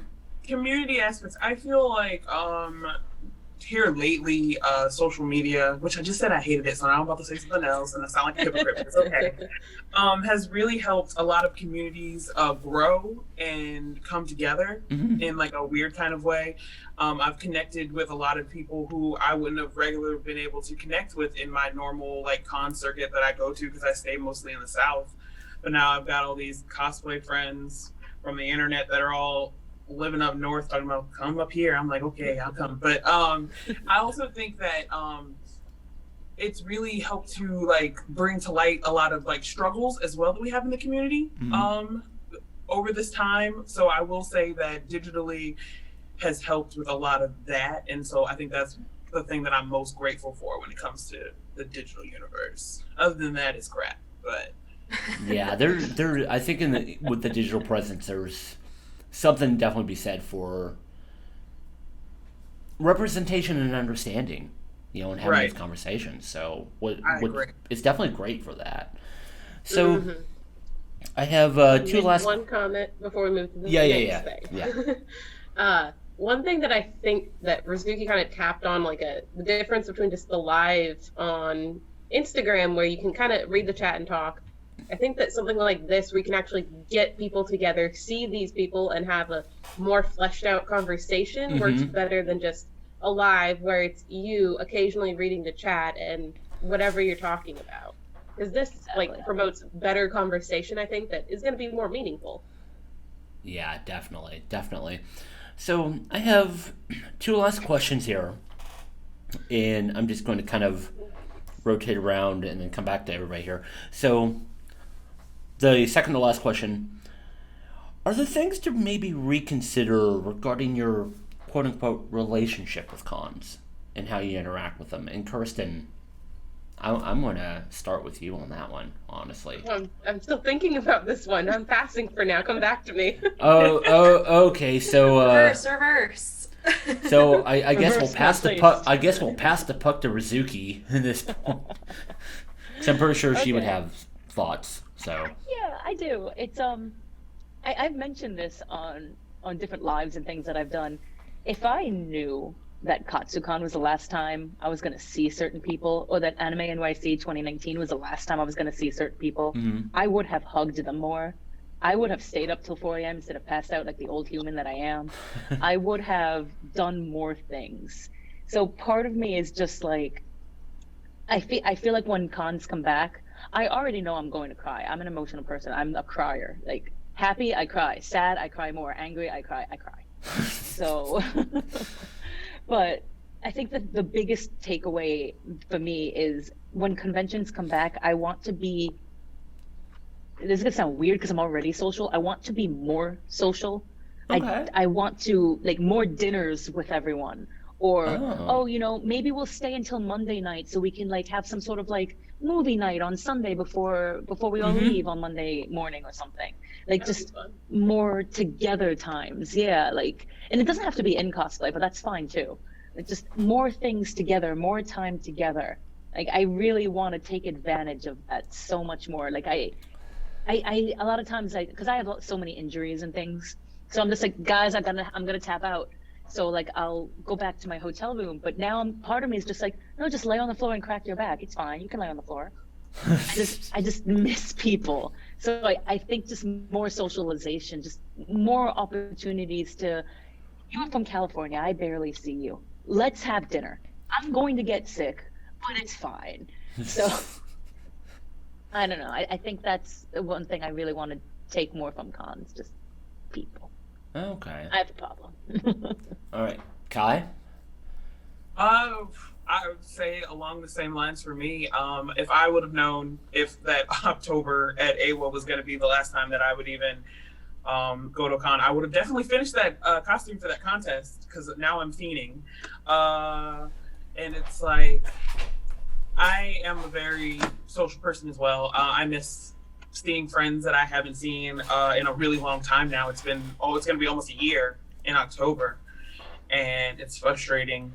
As far as the interacting with cons, I've already told my friends, the first con we go to, no contests, no groups. We're just gonna buy us some costumes and we're gonna party hard, because we need it.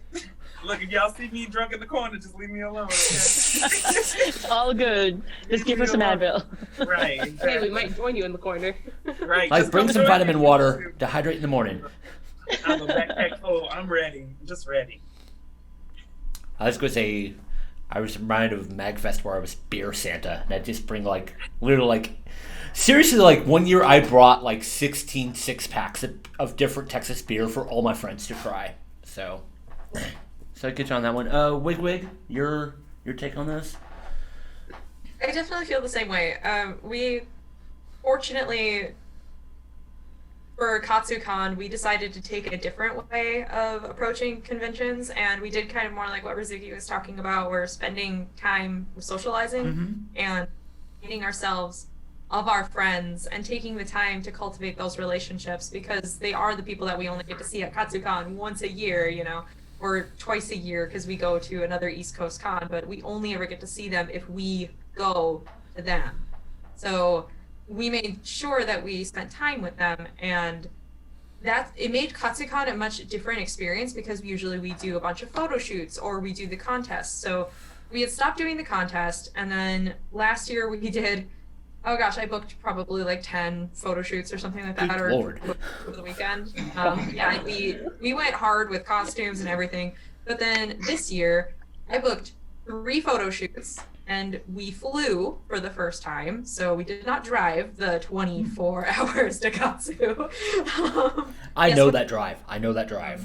Yeah, Seriously. we drive and we don't sleep. We cycle out the drivers and we go. And this year we flew, and we brought mostly costumes that could be assembled from the suitcase. So fabric-based, very simple costumes, more fun costumes. And not that our big costumes aren't fun, but it's like these ones we were allowing ourselves to be just absolutely silly and do whatever we wanted. So like Howl and Sophie. So it was just like fun, casual costumes. Yeah. Good construction.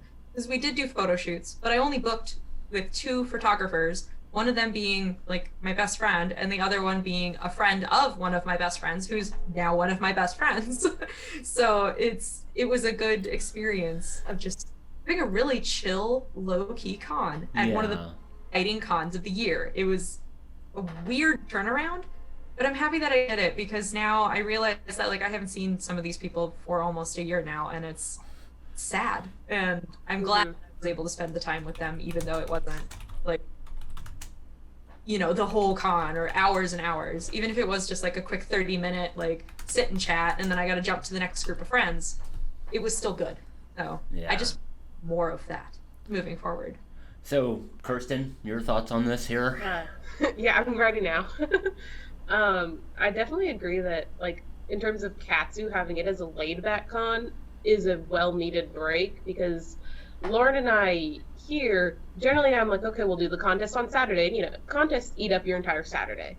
Because you're going to have your prejudging, you're going to have the contest where you need to be there early, and then you're going to be there late, waiting for it to get done.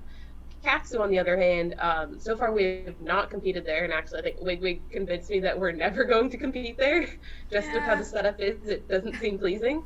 But it's there's just so much more opportunity for photo shoots. Like, it's nice to get to wander around, let Lauren go crazy in the dealer's room, and like this year we did one photo shoot. The year before we didn't do any, just because we were like, we just want to take in the con. It's the first time, you know, we want to enjoy it. And so this year we did one, and I wish we would have done more this year. Now that, you know, that was the only photo shoot we got in.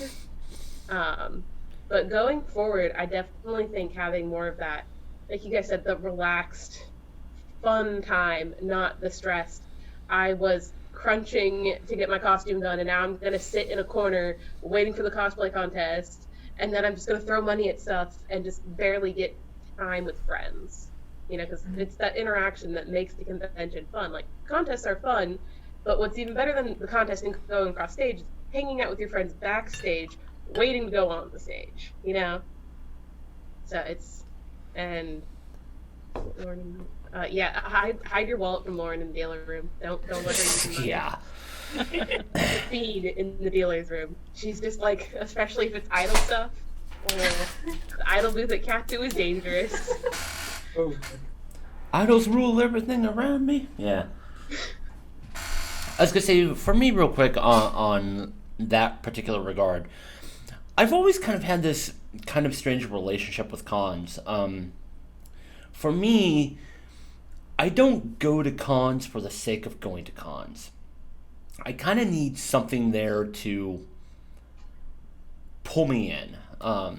And weirdly enough, actually, like a lot of the smaller events that are really great about that.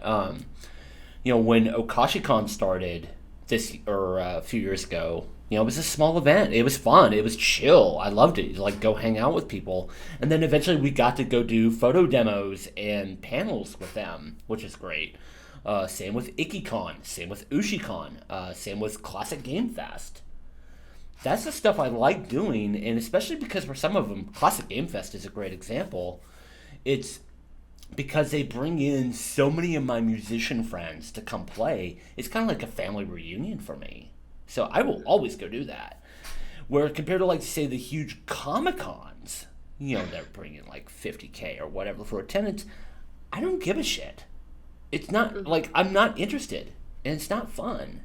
So I would rather go spend time at events where we can maybe present stuff and do something with the rest of the community. That's what I would prefer to focus on.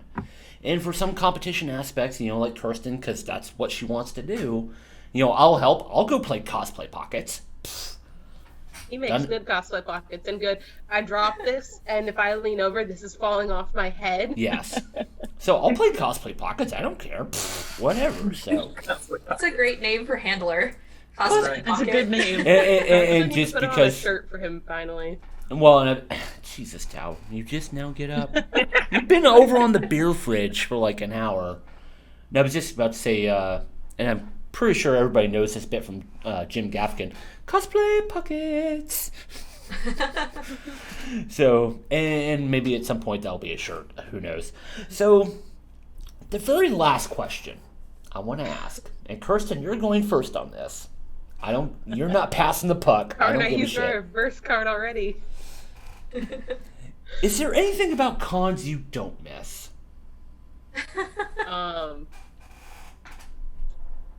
Well, so, like we said, the con crunch is great but bad at the same time.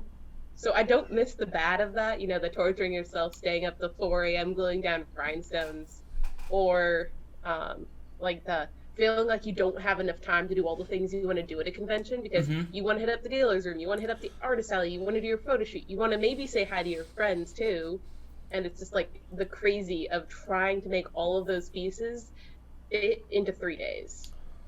Because it's hard. It's hard to do all of that in 3 days. Yeah. So, and I know Lauren generally, I have to be careful how I plan our costumes because by the end of the weekend, she's burned out and done. So if it's not comfy with sneakers, she's going to be a total grump the entire day. So it's a very delicate balance to make things work well. And I don't miss the stress of having to try and make that balance work. If that makes sense. Hopefully it does. Well, Lauren has levels of grump, Louise. Levels of grump. And the con weekend with uncomfy shoes pushes that grump to the deep end. Oof. I was gonna say, and for Luis, real quick, he was actually one of my team members on the MagFest media team. So yeah, there was a lot of walking. God, Jesus, cow.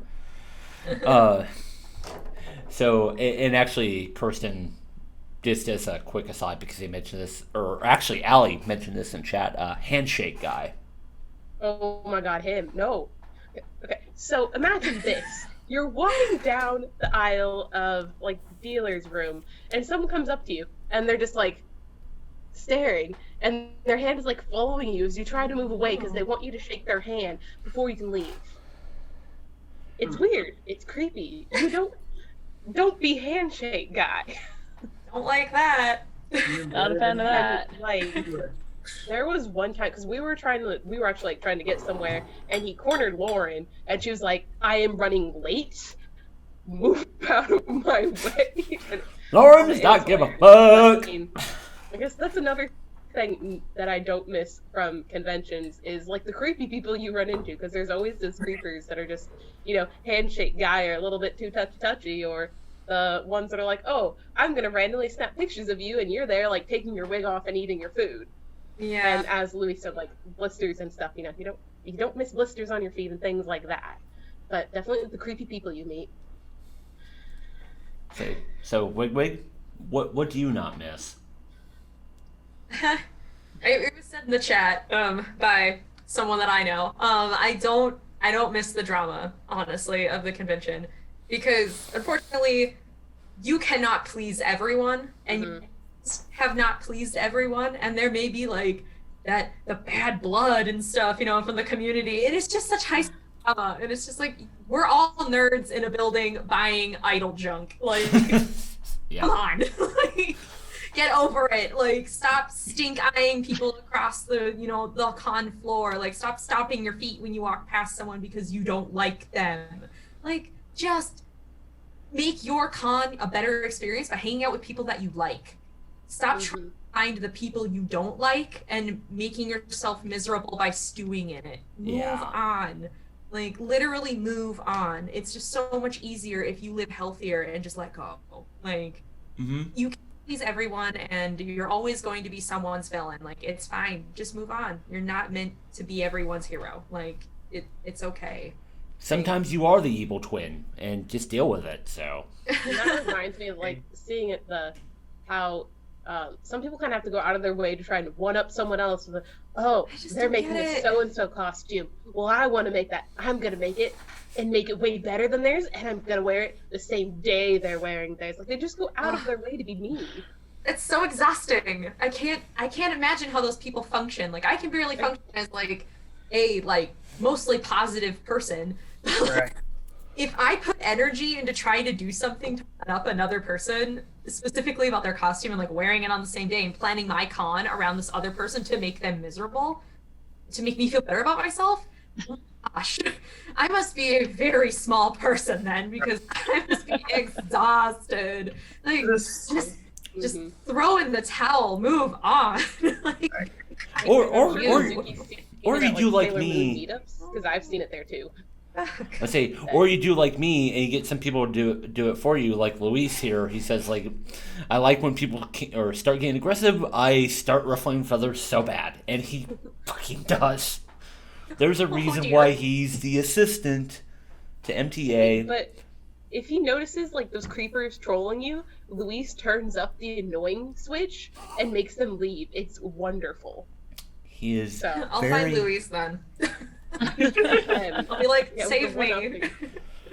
I'm sure Rizuki has also seen the one-upping at, like, the Sailor Moon meetups, because I've seen it too. Like at Katsu, well, I'm the best Sailor so-and-so, and I need to be in the middle and pick up all of the light. Oh, Lord. We're all very dressed up.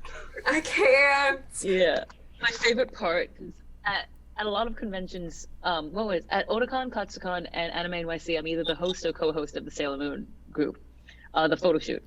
And I'll see that happen every now and then, and I'm just like, not today. So then what I'll do is, so let's say we've got all the Sailor Moons out, and I see somebody just like, their like cape, and it's just covering 20 people now. I will actually tell the photographers, hold up, because I'm like, I'm co-running this, I do what I feel. I will actually go to the group and I'll start arranging people just by height and stuff so that it's more aesthetically pleasing photo-wise. So now I've adjusted everybody so everyone can be seen. And then that person, I've seen it rarely, but I do see it. And that person's like, and I'm like, yeah. And what? That's great. So it's just, I graduated high school 16 years ago.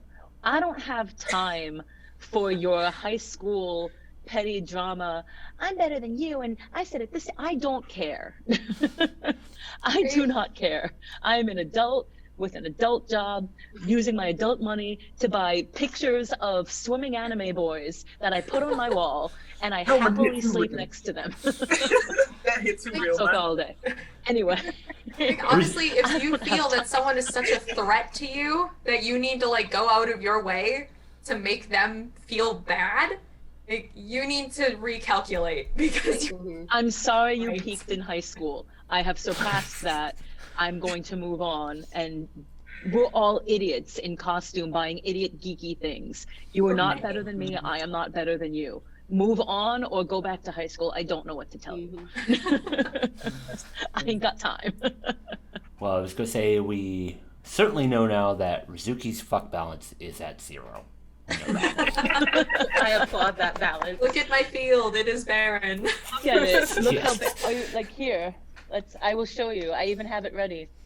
Since I mentioned swimming anime, here it is. Hooray. Oh no, it empty. It empty. My fuck balance is 0.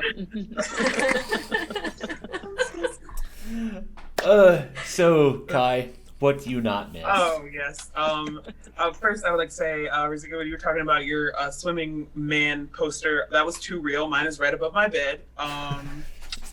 On the wall, not on the ceiling, for people who are wondering.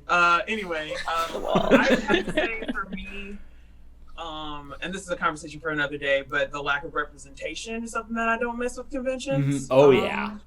So, it better not be there when I get back, because I'm going to be mad. You had time to learn. We all been home. Side note, you mentioned it's a conversation for another day, and that actually is on our list of things we want to get people together to talk about that. Bring So, me back, 'cause yeah, I got a lot to If say. you guys want to be in that, let us know. Bring me back. I have plenty to say on that. But yeah, that's the one thing I probably wouldn't miss. Other than that, I don't mind my feet hurting or being in a corner crying. I just want to be back, man. Just want to be back. You missed the corner. Right, I missed the corner, man. I can tell y'all some stories. We It don't might have be to a wait corner till of we- sorrow, but it's a corner of sorrow at a convention. Yes, right. Why be sad? You can be sad in the happiest place ever. Like, That Like crying at Disney World. right, exactly. You're It's sad in the happiest place in the world. that reminds me of a slight aside. An arcade I used to hang out at, Arcade UFO. We used to have what was called emo corner because it was like just like this one empty corner between banks of machines, but it was always dark because there was no lights. We just called it emo corner. So Rizuki, what do you not miss? How long is the list? How long is the receipt? How is it a CVS receipt? Well, CVS times 2. well, it's funny. Like everything I used to not miss, once I gained that mentality of just like I'm too old, I don't care. Like a lot of that went away. Like a lot of that went away. The majority of what I don't miss is what I do to myself.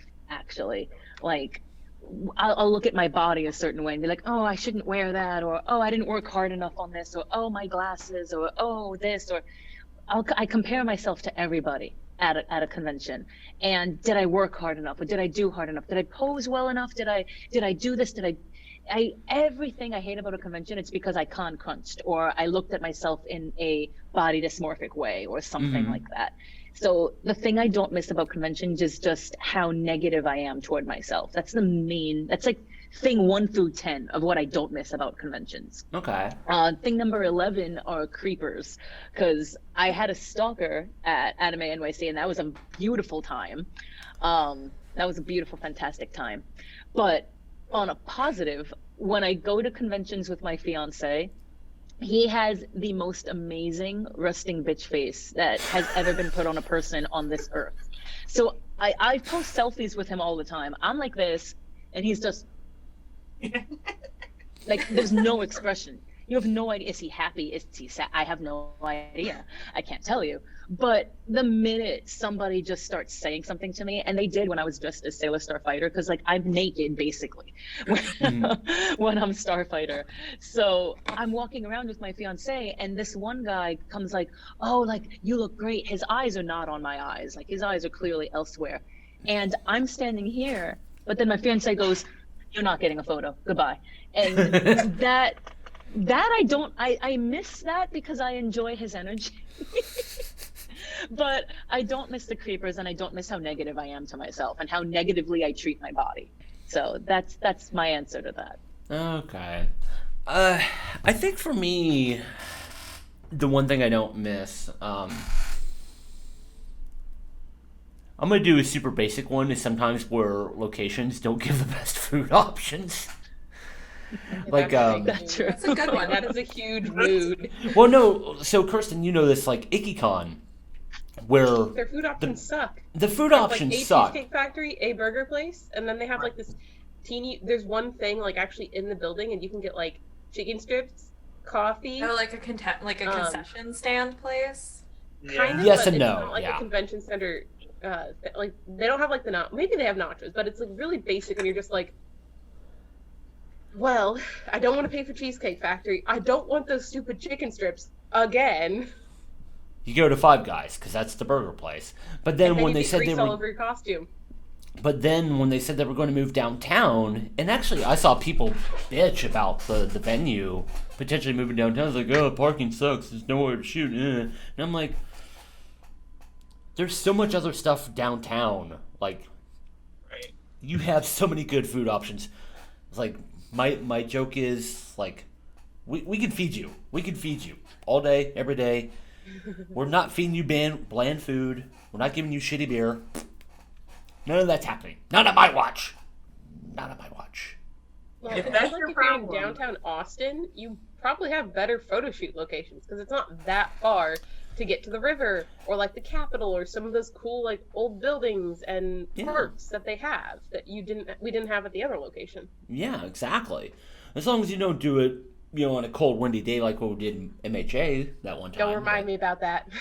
It was like 30 degrees and I was running around in that green spandex costume. Where literally every shoot I'm taking, my thought in my head is like, okay, I need to do this. Fuck, it's cold. That was like literally the pattern. And just for Luis, the constant, oh yeah guys, it's just around the corner. 15 minutes later, still walking, trying to find where Rob wants to go. That's some corner. Right. I misread Google Maps. Sorry, fuck. You're not allowed to be our map person anymore, Rob. Hey, Luis was in the Marines. We'll have him be the navigator. Exactly. Why wasn't he the navigator? And he's Get- also the stuff carrier. You know, Marines trained him well for that. Yeah. So, you know what? And I think today we've proven why. I was going to say, and for a moment, Kai became a Scrabble tile. Sorry. So I think today this was a great example of why we wanted to get people together and really talk about a ton of stuff. Like I said earlier, that I don't think a lot of people in the community are talking about, and we need to. So I really want to thank all of you for joining us on a Sunday. And me, this FYI.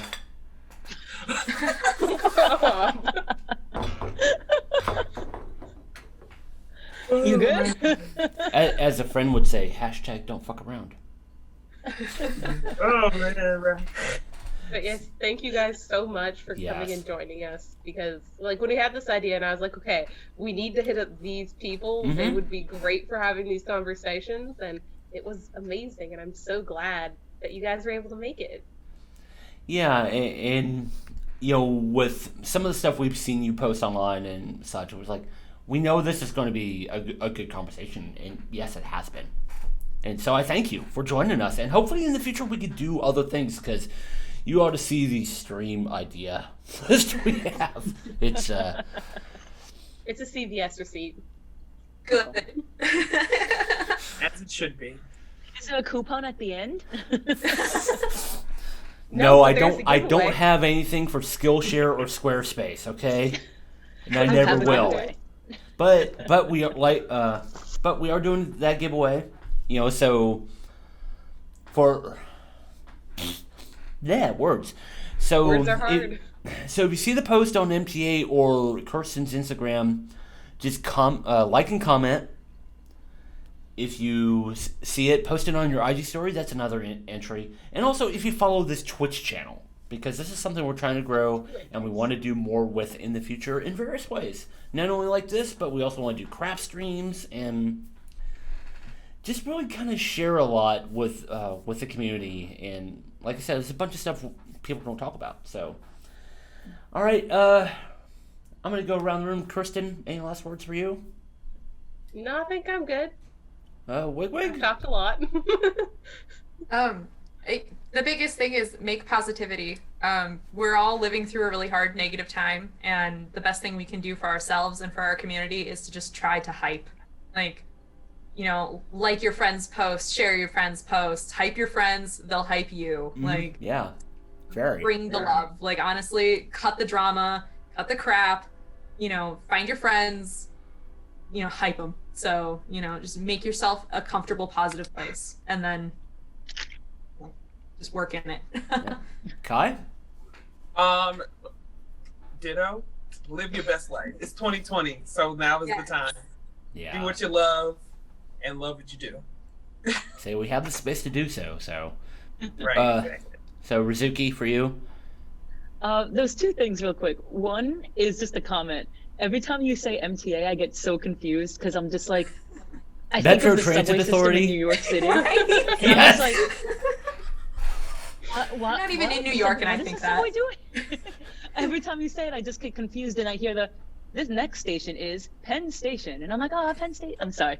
Anyway, I just got confused. I just wanted to share.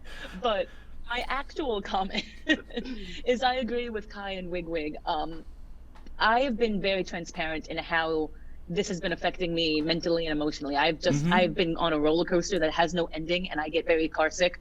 So this has been very tricky for me. And conversations like this and hyping up your friends and interacting with your friends, sometimes it's really hard because you end up isolating yourself. Yeah. But it's so helpful and it's so important. And like Wig-Wig said, like the drama's just not necessary. Empty your fuck pocket. It's great when it's empty. Empty it. To make it pretty, you know, it's fine. Make it empty. It's so much better when your fuck pocket is empty. It's just, leave it in the past. Leave it. I'm sorry, Earth. Leave it in the past. It's not worth it. Just have fun. Do what you can to stay positive. And if you can't feel positive, that's okay too.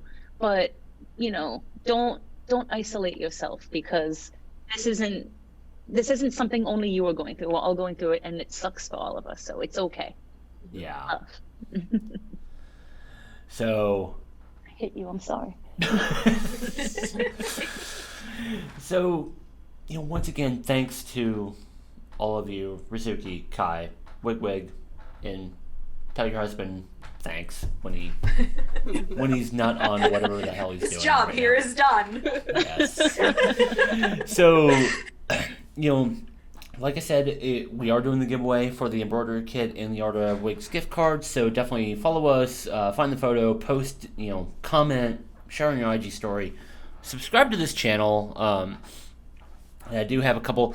Luis, you're not getting an Art of Wigs card. I don't give a shit. So, because he finally described. Cut down. So, and God, I still need to figure out a damn ending here because I don't have ending music yet. I need to sit and figure that out one point after everything else. So Well, I think I will we'll put get into everybody's this. social medias in the YouTube video for this later, and I'll share that out. So, like I said, once again, thanks everyone. But also, most importantly, we hope you learn this. Get dumb ideas, make them awesome. We'll see you next time.